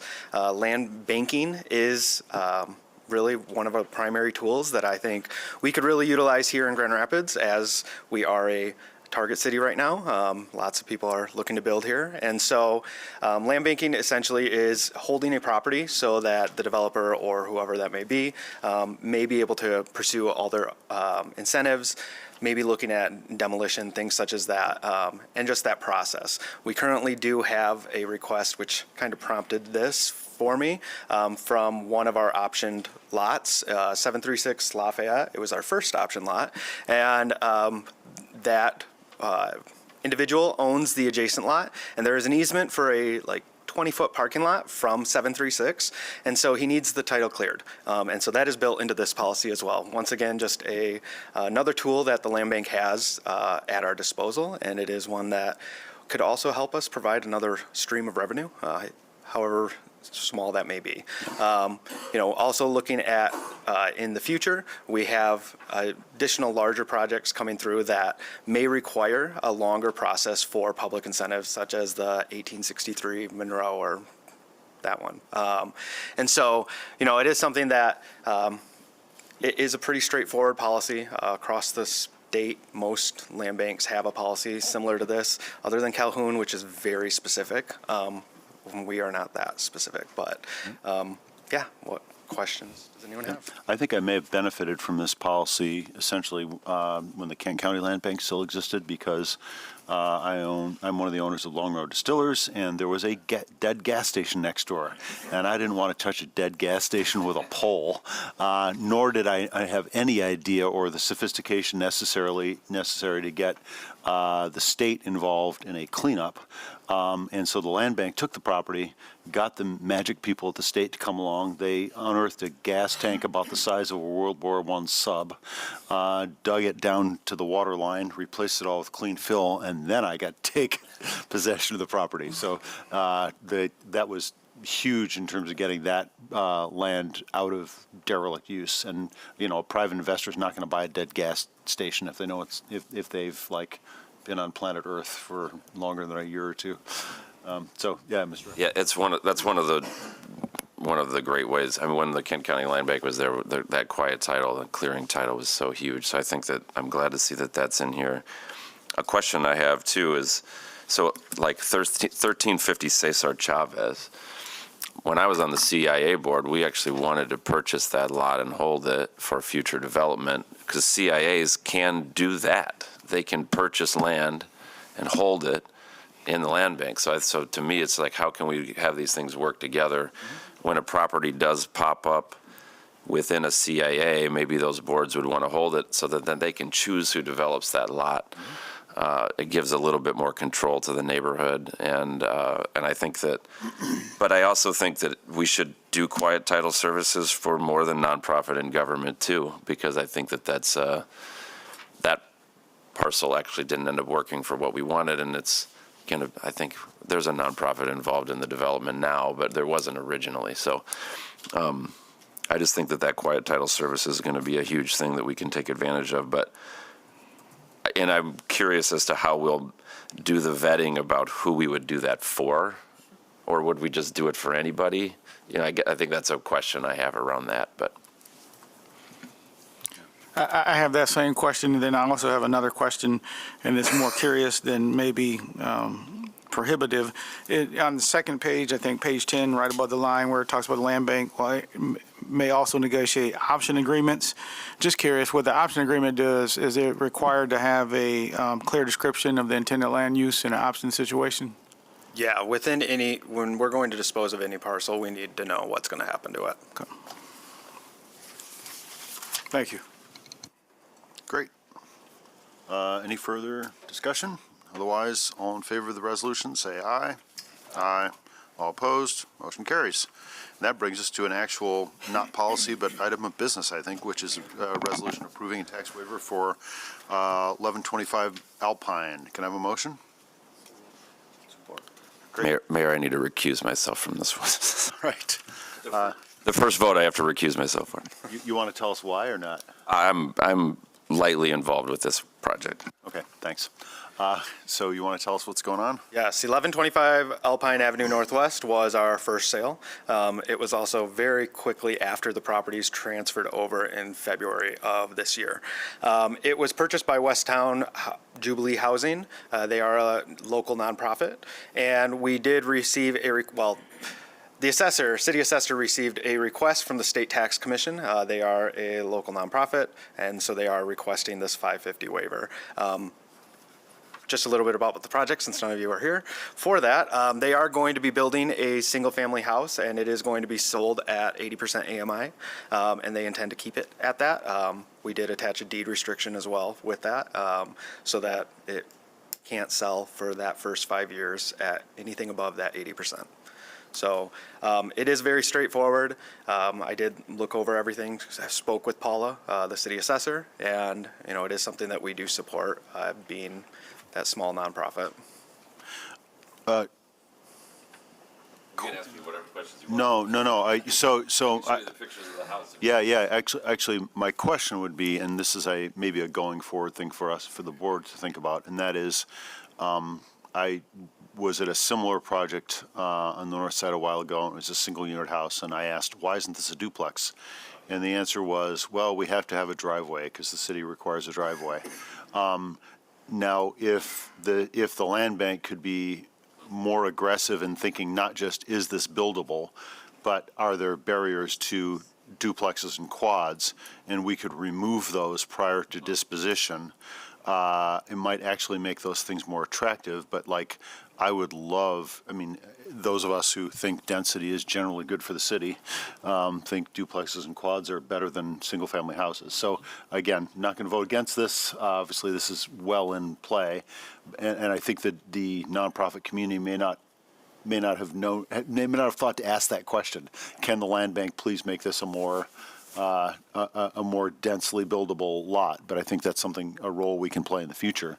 And we should, in our sorting criteria, we're going to get to our other properties and what's buildable and what's not buildable. Yeah. But buildable is an on-off switch, but can it be a duplex? Can it be a quad? That's right. Those are all things that I think that this board could start going to planning with parcels and say, we would like advance approval for this to be a quad. A duplex or a quad. Because then, we've done some of the nonprofit or the private developers work for them. Yeah. Sort of like the driveway easement, except much better. Yep. So, For sure. Because the odds are not very good that this house is going to get scraped in 10 years and turned into a duplex. This is a decision for the next 80 years to put a single-family house there. Yep. So, that's all. So, any other discussion on that one? Great. All in favor? Did I get a motion? Great. All in favor of the tax waivers? Oh, I should ask. My but-for question. This is something that's going to be needed to make the property pencil correctly? Yeah, with them, it's, they are a very small nonprofit, and so it is something that is really helpful for them. So we have no objection. Great. All in favor then, say aye. Aye. All opposed? Motion carries.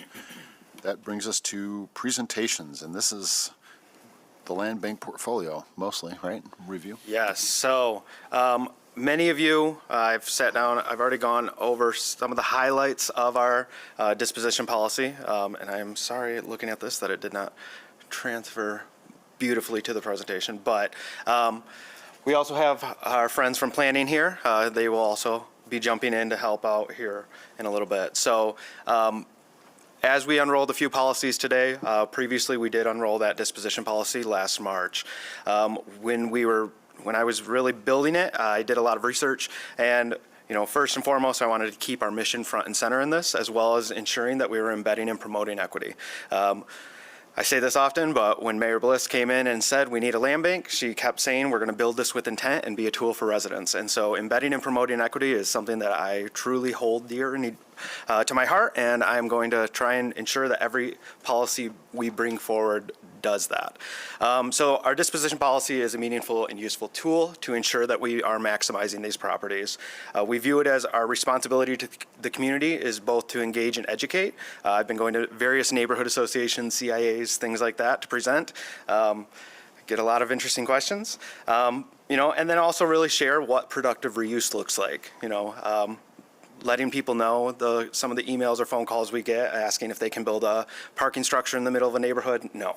And then, of course, as we all know, we have a responsibility to continue to push housing. It's also supporting and promoting the aligned programs. We have the site-ready plans that is housed within our planning department, and we also have that built into our website so that they know what could be possible within these sites. We are also pushing the emerging developer program. Land bank lots, being smaller lots, are kind of those easier projects for those new developers, and so we really want to ensure that we are pushing that program, as well as trying to increase the size of the WBEs, MBEs, and MLBEs used throughout the city. Additionally, we're really trying to ensure that throughout the policy development and processes that we're doing harm reduction through addressing gentrification. Gentrification is a result of any kind of development that is unavoidable. It's really trying to prevent the harm of displacement. And so we are trying to find culturally and regionally responsive approaches and assist in that creation of an anti-displacement policy here within the city at some point down the line. So if we could back up there. Yes. I'm sort of allergic to the term gentrification because I think it assumes sort of a negative conclusion about development. I would much prefer if that said harm reduction through, addressing anti-displacement and preventing it. So like if we're talking about preventing displacement, then just say preventing displacement, because that's a good positive value. So I just don't, yeah. Understandable. Okay, so as I mentioned, when I began the research and design of the disposition policy, I really wanted to ensure that we were looking at the identified successful models throughout the state. Detroit doesn't like when I say this, but we really are the first city land bank. Detroit's the largest in the nation. They're not exactly a perfect model for other cities of our size. So looking at the county land banks around this, I did look at Detroit's as well, and really wanted to identify what those successful models were and the best practices.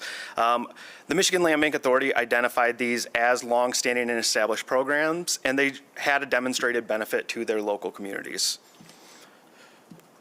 So the policies that I really looked at and utilized the most were Calhoun, Kalamazoo, Ingham, Genesee, and then Detroit. Those were the ones that, based on the cities within those counties, as well as the time that they've been in existence, they were most applicable to various aspects of the city of Grand Rapids and how we could build those here. We wanted to replace the internal policies of the City of Grand Rapids disposition of city land, the land transfer policies, and then, as you just saw, we did build the quiet title policy that was developed in consultation with the legal team. The internal policies, originally we were going to lean on them, but after further reviewing, they just weren't going to work for us. They were not going to allow that quick turnaround and ensure that there was actual, a good process for residents. So I really pushed hard to ensure that we had our own. The rationale, we wanted this clear guidance.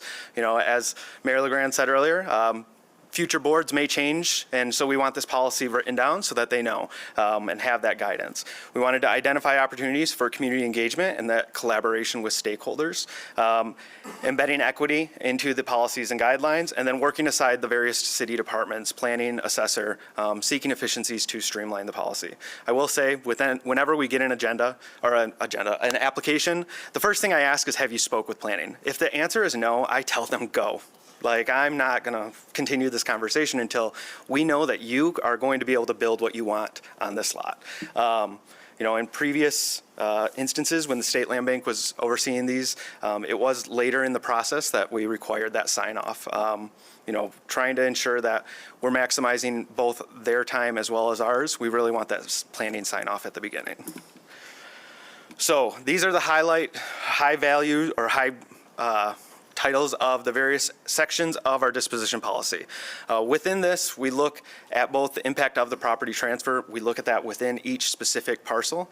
And then what makes us slightly unique, Calhoun has this written as well, is the priorities. We have it ranked as priorities for property use as well as the priorities for transferees. With property use, first and foremost, we're looking at affordable housing. As we all know, that is what we want. Number two is really built in. I pulled it right out of Genesee and Calhoun, and it is looking at legacy. And what that is based on where our portfolio is, mainly in the second and third ward, or not second, the first and third ward. A lot of these lots are in the historically black and brown communities. And if there is someone who comes back from wherever they went, like Denver for me, and says, this was my grandparents' house. It was tax foreclosed, and I want to come back. I want to build it. I want to make this great again and come back to my neighborhood. They're going to get that priority. It is something that, as myself being one that after undergrad, I went somewhere else to pursue additional education. We want to try and encourage some to come back. And so we built that in. It hasn't been utilized very often, as I've talked with other land banks, but it is something that I thought was that intent and really ensuring that we're building that equity in. One thing that I did get some pushback on was these priorities when we first unrolled this. And I just want to be very clear with these. These priorities are for inclusion, not exclusion. We don't restrict anyone from applying. We want that. But these are really where we're hoping that people will look at this and ideally make some changes within their application to ensure that they're trying to match some of these priorities. On top of that, one of the other concerns was if somebody was to submit an application, say they're going to build affordable housing, and then shovels hit the ground and all of a sudden their plans change. We are going to attach deed restrictions. So if they are going to say this, we're going to ensure that that is what follows through. We don't want someone backing into an application to try and ensure that they get the highest score possible and move forward and then change. We really want to ensure that what they say is what we're going to require. As I've said, we do have the zoning planning right away. We want that built in. And then with rehabilitation, we don't have any lots that currently have structures on them. Well, we have one, but community development has a blight elimination grant for that. So we are going to build up some of the rehabilitation standards that the land bank is going to require on top of the cities, but it was something that we needed to include in. The other side of things, a lot of it is very boilerplate language, looking at the considerations upon transfers. This is one thing that most of our lots are infill lots. We are selling those for $5,000. They are, not often much more than maybe a quad at very few. If there are commercial corridor, we have two, 1350 Cesar Chavez being one, and 1014 South Division is the other one. With those ones, we do get appraisals done, and then we sell them for that fair market value. And so the 1014 South Division is still available, everyone. But yes, approval of property transfers. As I brought forward to you today, if somebody wants to go around the disposition policy, have exemptions, then we are going to need it to come to you. And addition, if they are wanting a 550 waiver, we have to bring these forward to you when they want to execute that purchase, as well as if they're trying to buy more than 5 lots in an individual year. Within any year, we only really want that maximize 5. If there are more and it makes sense, then we can bring it forward to you for approval. Otherwise, Sarah will approve the sales of these so that we don't have to keep applicants waiting to get their project started. Additionally with this, we built in the ability to really create internal guidelines and administrative policies so that I don't have to bring every single thing to you guys. We can really keep business going behind the scenes, but those bigger structural policies as well as financial, we will of course bring forward. So can I stop you there? Yes. So you said a couple things there, and I guess the traditional sort of core function of land banks has been, this property, somebody stopped paying the taxes, it reverted, we have this property. That doesn't have to be the only thing that our land bank does. And so you just sort of said, oh, we sell infill lots for $5,000. Well, a 10-minute walk from my house, there was an infill lot that a realtor stuck a sign in front of and successfully sold for $90,000. Now that's a big gap between $5,000 and $90,000. And if what essentially we're saying is, oh, look, you won the lottery, you get a land bank house, a land bank property for 5% of market rate, I'm not sure that we're doing the best we can. So what I'm wondering is whether we could have like a circuit breaker where we're like, oh, this was your grandmother's property, you want it back, we'll take it out of the general pool of how we dispose. But otherwise, I guess what I'm wondering is why not essentially have an auction process for all of these? Because if we had an auction process, then we wouldn't be favoring nonprofits over for-profits, like they could play in the auction process just as much as anybody else. And if there's no interest in the property, fine. But if there is interest in the property, we'd be able to capture a whole lot more value. And frankly, it might get to a higher and better use because somebody who's going to pay $90,000 for a property on MLK is more likely to build, not very likely to build a $90,000 building on a piece of on a parcel they just spent $90,000 for. The other part of me, the urbanist part of me, notes like these are things that are near water and sewer hookup. Like there's infrastructure value to these parcels that's inherently there, that's not out in a cornfield. So why don't we want to capture some of that implied value if we could get it from an auction process? Because then functionally everyone else in the neighborhood doesn't have, we're spreading out the cost of the water and sewer potential and having the users pay for it rather than the people who already live in the neighborhood continue to pay for it. So I can see lots of arguments for doing that. The other final argument for doing it would be if these things start generating real value at sale, then a lot of, I always come back to like the parcel next to the house I was born in. I was born at 734 Union. There's an infill lot next to it. It doesn't show up as an infill lot on any diagrams because it got bought by 734 Union for $1 in like 1980. So it now looks like the side yard. But if the word got out on the street that you could sell your side yard for $90,000, there might be a lot of people who are interested in selling their side yards. I know somebody who did it. Whereas if the land bank's only, if we stay in the $5,000 range, then we're just sort of stuck in the disposing of the ugly ducklings business. And we could be in the business of actually acquiring properties, those desirable side lots, and then selling them and using that money to fund land bank operations. Yeah, I think that's key, Mayor, because people have looked at all of these lots and passed over them. So there's enough challenges on these lots that we're looking at now that somebody's not going to necessarily pay $90,000 for any one. But in the future, if we acquire something intentionally, or if something comes to us that would be that case, then I think that we ought to reserve the right to be able to expand it to that. But everybody's looked at these and passed over them, so I think that, I've been trying to get people to buy these lots for 3 years now, and I think I've finally got one person who's interested, so I think that we need to do something else to make them more attractive. And, in 2 slides from now, Doug's got a little note that kind of speaks to what we were talking about earlier, is kind of showing people what's possible on the lots. But then I think that, again, as we think about acquisition, we should only go after lots that have some flexibility that we can get creative with, I think. Right. So, and maybe that goes back to my earlier dream of like, could we do something to a parcel to make it more valuable? Yep, thanks. Real quick, Doug, you mentioned a preference towards affordable housing. Do we also have a preference towards home ownership versus rental? Yes, they are listed within one after another, but it is something that if it's affordable, we're really going to look at that. I would love to see more home ownership, but a lot of, especially when it becomes affordable, they want to see some bang for their buck, and so they don't necessarily see that on that affordable home ownership side, but they can see it on the rental side. And the conversations I've had with a few of them, I would love to see that more, but.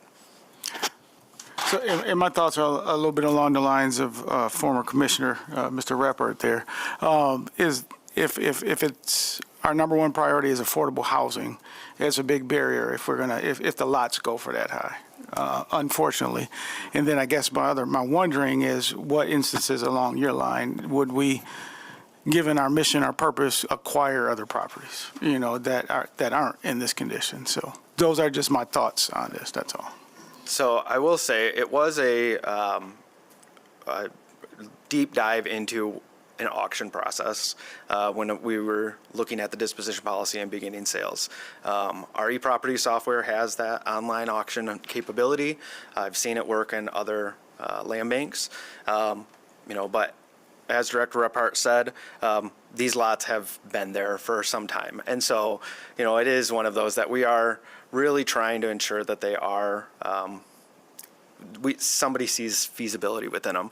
The other piece of this is when we look at some of the equity pieces, looking at the emerging developer cohorts, and that an auction's quickly going to outprice them.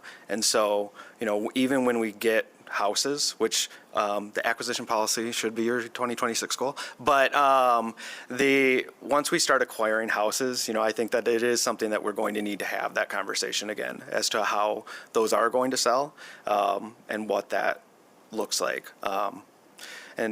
To address the question, the primary acquisition tool for land banks are through the tax foreclosure process. There have been some lawsuits that we would likely have to wait until after the auction to see what was still left.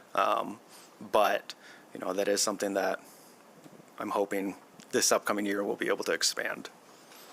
So the next slide, I'm going to invite up Rowan Brady from the Planning Department to go over our portfolio. I did not include it in the packet mainly because I frankly forgot, but I did put it on all of your this is our full portfolio. This is what was transferred from the state land bank, and we do have what they are currently, what their current status is as of this morning.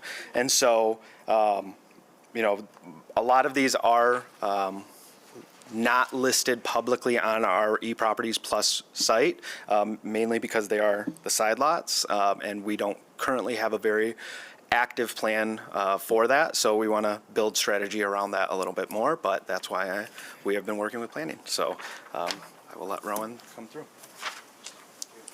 Thanks, Doug. Good morning, everyone. As Doug mentioned, my name's Rowan Brady. For those of you that I have not had the pleasure of meeting, I'm one of our planning supervisors within the planning department. While it's me speaking with you today, there's a team of about 7 of us who have been actively engaged with economic development and the land bank. So our whole department is behind this effort and supporting wherever we can. Doug asked that we briefly provide an overview of the original land bank portfolio. So these are the parcels that we took possession of in January of 2025. We performed a site-by-site analysis for every single parcel in the portfolio. So this went beyond just looking at the zoning district. We looked at every single parcel, the individual conditions on that parcel, and essentially performed a buildability analysis. While we don't have specific projects for all of these lots, given our expertise and what we can expect within a development or a potential build on these lots, we kind of categorize them into these 3 buckets. On the sheet that Doug provided, you'll see 2 buckets. It's likely and not likely. Those have been slightly adapted to address some of the nuance in some of those not likelies. So that's where, and I'll touch on that in a minute.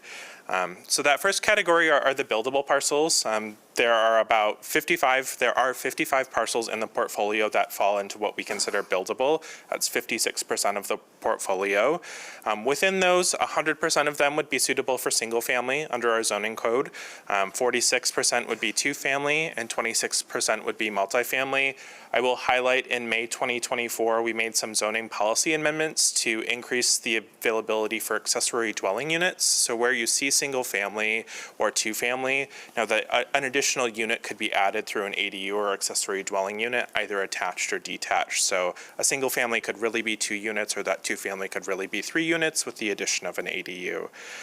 These lots are a mix of regular and irregular shaped lots. Think of a regular shaped lot as a rectangle or a square. It has nice right corners. Irregular shaped lots are curved. They maybe got some jogs in the lot lines, but are otherwise buildable. And these lots might have some unique conditions on them. They might have challenging soils that require unique foundations, or they might have unique utility connections. All of that is noted in our detailed notes, and we can provide that information upon request. But those were noted based on our experience as the planning department with these lots. January of 2025 was not the first time that the planning department had seen these lots, right? We worked with the State Land Bank Authority before, so we have a long history and detailed notes of people who predate my tenure within the planning department of these lots as well. The next category are those potentially buildable lots. About five parcels fall into this category, which is 5% of the portfolio. These are lots that have unique conditions and could be challenging to develop, but through a variance process, through the Board of Zoning Appeals, you could potentially get exceptions from the zoning ordinance requirements that may make them buildable. So we've put them in this middle bucket, meaning that under the current code, they're likely not able to move forward with a building or a development, but it requires an additional process through the Board of Zoning Appeals to make those lots buildable. And again, they have those unique conditions such as topography or other natural features that are running into some conflicts with our current code. And then finally, that last bucket are the not buildable. These are 38 parcels, 39% of our portfolio. You could potentially get variances or other process to adapt those lots for buildability, but they are otherwise physically constrained and limited by other conditions. And I have an example later on in the presentation where I can talk through that in more detail. Development on these lots could also be unsafe or detrimental. And as Doug mentioned, a lot of side lots that are 2 or 3 feet wide are falling into this category. So while the example I show a little bit later has a little bit more nuance than those, a lot of the lots that fall into this category are just very constrained in terms of size. They might not have access. There's no way to get to the lots. They might not be connected to a street. They might entirely be covered by a wetland. So very unique conditions for these lots that are causing them to fall into that non-buildable category. The one example of a buildable lot is 1135 Cromwell Avenue Southeast, shown there on your screen. It's a regular shaped lot. It's that nice rectangle. It's zoned traditional neighborhood low density residential, abbreviated TNLDR. This lot used to have a structure on it. It was demolished in 2013. It fell into disrepair and demolition orders were placed on the structure. You could build a single or 2 family structure on this house by right, and again, you could get the additional unit through an ADU. And then you could seek approval for multifamily up to 4 units through the Planning Commission, so through a special land use. So a higher intensity development, more units is permitted. It just requires a Planning Commission review and approval. And then an example of one of those 5 that is falling into that potentially buildable is 1373 Lancaster Avenue Northwest. As you can see on your screen, it's a very uniquely shaped lot. It's a series of triangles connected together. It's zoned modern era neighborhood, low density residential. Accounting for all of the setbacks within our zoning code, it results in a building footprint of about 400 square feet. So very, very small, especially for this neighborhood. This lot has the potential to get variances from the Board of Zoning Appeals or go through that process. I will note that the Planning Department is not a decision maker in that process. We support applicants through that process, but it is a board, much like yourself, who makes those determinations on if those variances are granted or not. I can certainly provide more detail on what that process is if you would like. So some variances that could be requested for this property to make it a little bit more feasible for development include building placement, again, setbacks and parking. There is the potential for a larger development opportunity if conveyed with the property either to the north or the south. Conveying with either of those properties opens up additional space for development on those parcels for an additional structure or dwelling unit. And then the last parcel I wanted to talk about today, it falls into that not buildable category, 1055 Ida Avenue Northwest. This one is zoned mid-20th century neighborhood, low-density residential. As you can see on your screen, it's a rectangle. Kind of first pass at it, you're like, oh, this is potentially a good site. But when you get on the ground and get into the details, there's a 26-foot grade difference on that site, ranging from the top to the bottom. That falls into our steep slope definition, which is any slope that's greater than 20% falls into that. And under our zoning ordinance, grading or removal of vegetation is prohibited on those slopes. So that the entire parcel practically falls into that 20% steep slopes. So again, very challenging for development. You could potentially seek a variance for that requirement from the Board of Zoning Appeals. That's something they could evaluate. But from a construction standpoint and a development standpoint, developing this parcel is going to be very challenging and has the potential to negatively impact adjacent properties. And again, that's where the intention behind the steep slope provision is coming for, is to preserve the stability of our natural features, reduce risk of erosion on properties. There is history in the city of developing on slopes like this and causing significant erosion on adjacent properties. So I wanted to highlight a more nuanced example here than show you a 20 square foot parcel and you're like, yeah, that's not buildable. I can clearly see that. So if there are any other questions, I can turn it over to Doug to, yeah, Mr. Cisneros. First of all, thank you so much for the explanation. Yeah. So what would be the plan for these parcels? I'm seeing that we have like 43 or, what would we do as a city? Will these, stay sitting there? Or? Yeah, I probably direct that question over to Ms. Renero. I believe that's your decision. So. I'm sorry, I need the question again, please. So what is the plan for these parcels that are non-buildable? I think there's a lot of dialogue that we still need to have here because the thing that we're really grappling with is just staff capacity, right? And so we could certainly explore routes here. It would take the planning team as well as our team. And so how much bang are we really getting out of those conversations remains to be seen, right? And so I think that that's something we're just figuring out on the journey here together. Yep. Good answer. And thanks for all your engagement on this. And it's great, that planning is really working so closely with us on this. And I love the point that you're setting people at planning first, because if you're dreaming an impossible dream, you may as well know it's impossible before you dream too much further. So if we could use those three examples as a thought experiment, then the first one, where did that fall in your list of is that one that you said is in the single family 100%? It looks like it's in the two family 46%, but not the multifamily? Correct. Yep. Those percentages would be by right. Apologies for not clarifying that. Those percentages would be you can pull a building permit for that type of development tomorrow and go through the process. This one you could do multifamily, but again, it requires that planning commission review and approval. Got it. Yep. So then I guess there's going to be ultimately a staff capacity question, a planning department capacity question, and an our interest question. But it would strike me that if we could move that first buildable category, if we just could take all of them and ask for variances, then if all of them. Before anybody approaches us. Exactly. Then if they're all pre-varianced for multifamily, then we've got 55 multifamily sites. And then that's a huge barrier, especially for new developers, less sophisticated developers. They don't have to be like, well, maybe I'll be able to get a variance, maybe I won't. Depends on if I have friends on the planning commission. I'm scared of boards. I don't want to go talk to them.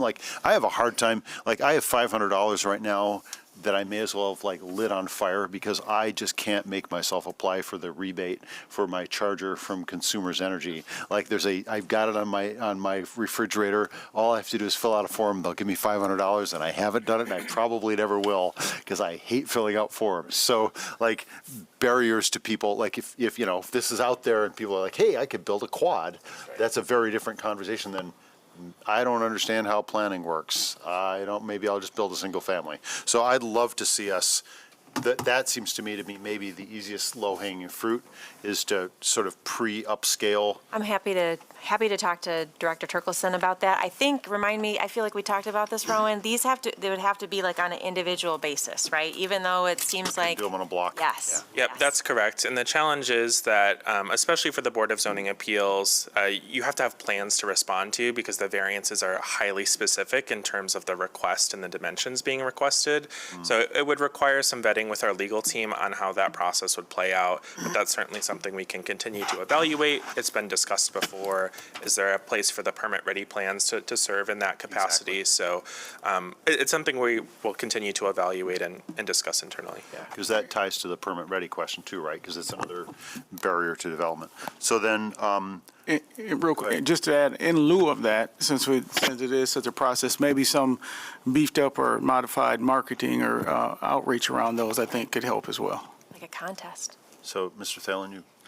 Yeah, I keep thinking about offense and defense, and I think the land bank, there's a lot of opportunity with the land bank and the properties. There's also a lot of risk. Holding the properties indefinitely, to Guillermo's point, do they become a dumping site? Do they become a neighborhood nuisance? And so we have to find a way, and Sarah, your point on staff capacity is something we got to help think through. We got to play offense and defense. So on this site, I would agree wholeheartedly to Kurt's earlier point that for 3 years, one property is moved is not a good indicator. So we have to remove as many barriers as we can. 4 years? No, I'm just saying, it's more than one, but it's not very many. It's all right, more than one, less than four is what I heard. So that's just a clear indicator of demand, and I think we've got to find a way to remove barriers, to the mayor's point, and I guess we would ask maybe for some ideas as the months proceed. And then on the defense side, I think it was the third example, the non-buildable lot, figuring out a quick way to go to those adjacent property owners and say, we're going to move, you have an opportunity to move your back lot line, and now they maintain it, now it hopefully adds some value to their real estate, but having that held in the city's hands or the land bank's hands does not seem to be a winning strategy. So offense, and defense as needed. Yep. Now, that being said, I'd love to, you were talking about, historic members of neighborhoods getting preference. I'd love to have some protocol where on that third example, we said, all right, so which neighborhood association are we in? Do they want to do a community garden there? Do they have any creative option? Give them 60 days to come up with an idea.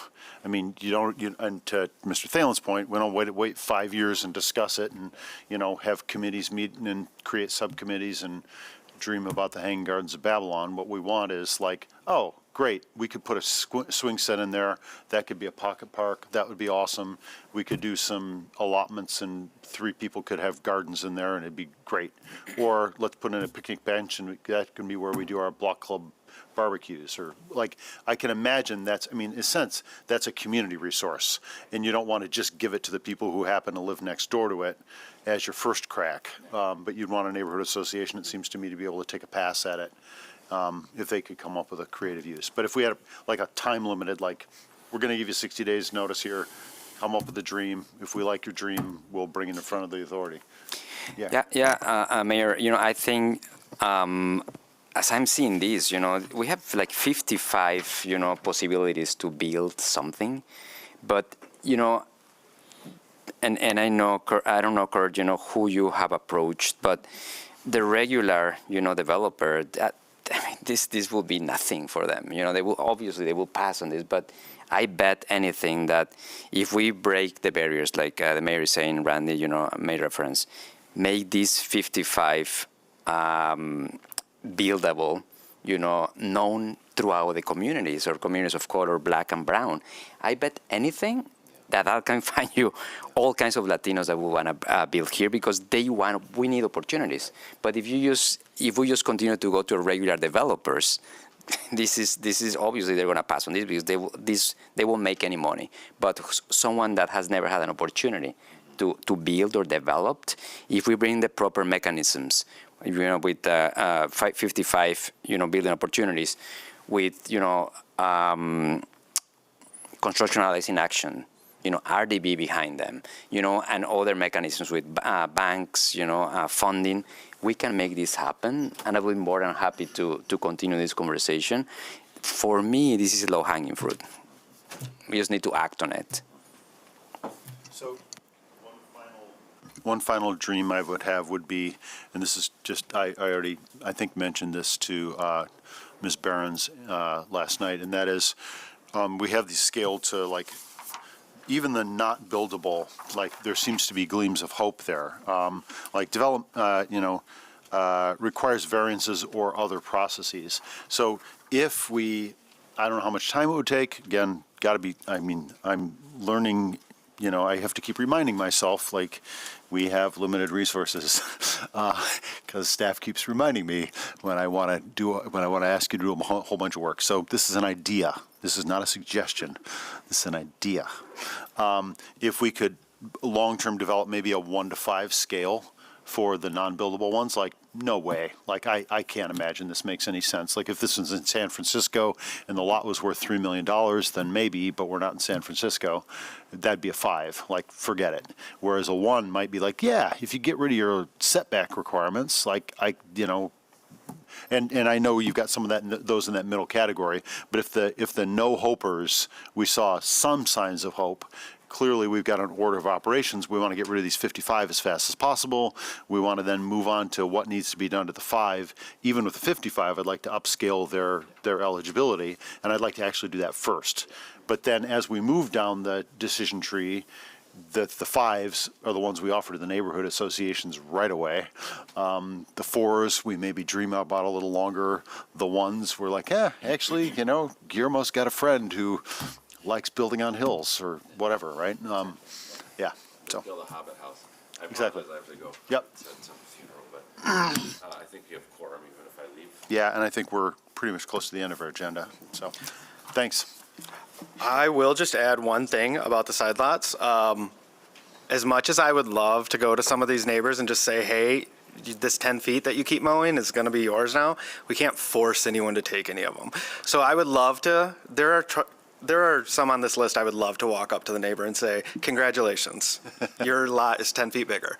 But unfortunately, we don't have that mechanism. So I am exploring creative ways to get them to agree. Yep. So. One thing we might want to do, and again, staff constraints, but like, if the city came along and offered me that, my first question would be, is my property tax bill going to go up, right? And that's an appraiser question, so like, we would really want a commitment from the appraiser that there's a policy in place that your property taxes don't go up if you get a non-viable lot that's next to your property, otherwise you bought a pig in a poke. Like, Yeah. here, have some more lawn to mow that you didn't really want, and we're going to charge you $1,000 a year for the fact that we just gave you something. Yeah, I've had that conversation with Paula, and that process is the 550 waiver. So that would allow that. And then it really is kind of pennies based on some of these sizes, but there is a unique program in Genesee County, and granted they're unique in themselves, but where with their side lot programs, they do if you take care of it, it's yours. And so, that might be something that we might want to explore for some of these, but we shall see. So as you all have on your, you all see our current parcels. And then here is our actual process. They create an account online. We charge $75 an application. And then upon submission of that first application, the lot immediately goes into a 30-day active listing period. Within those 30 days, anyone may submit applications. I look at them to make sure that they are complete and that they've talked with our friends in planning. But otherwise, I don't really dive fully into it until day 31, at which point I'm putting them side by side and really ensuring which one matches closest with the disposition policy. At which point we move into a 12-month option purchase agreement period with them.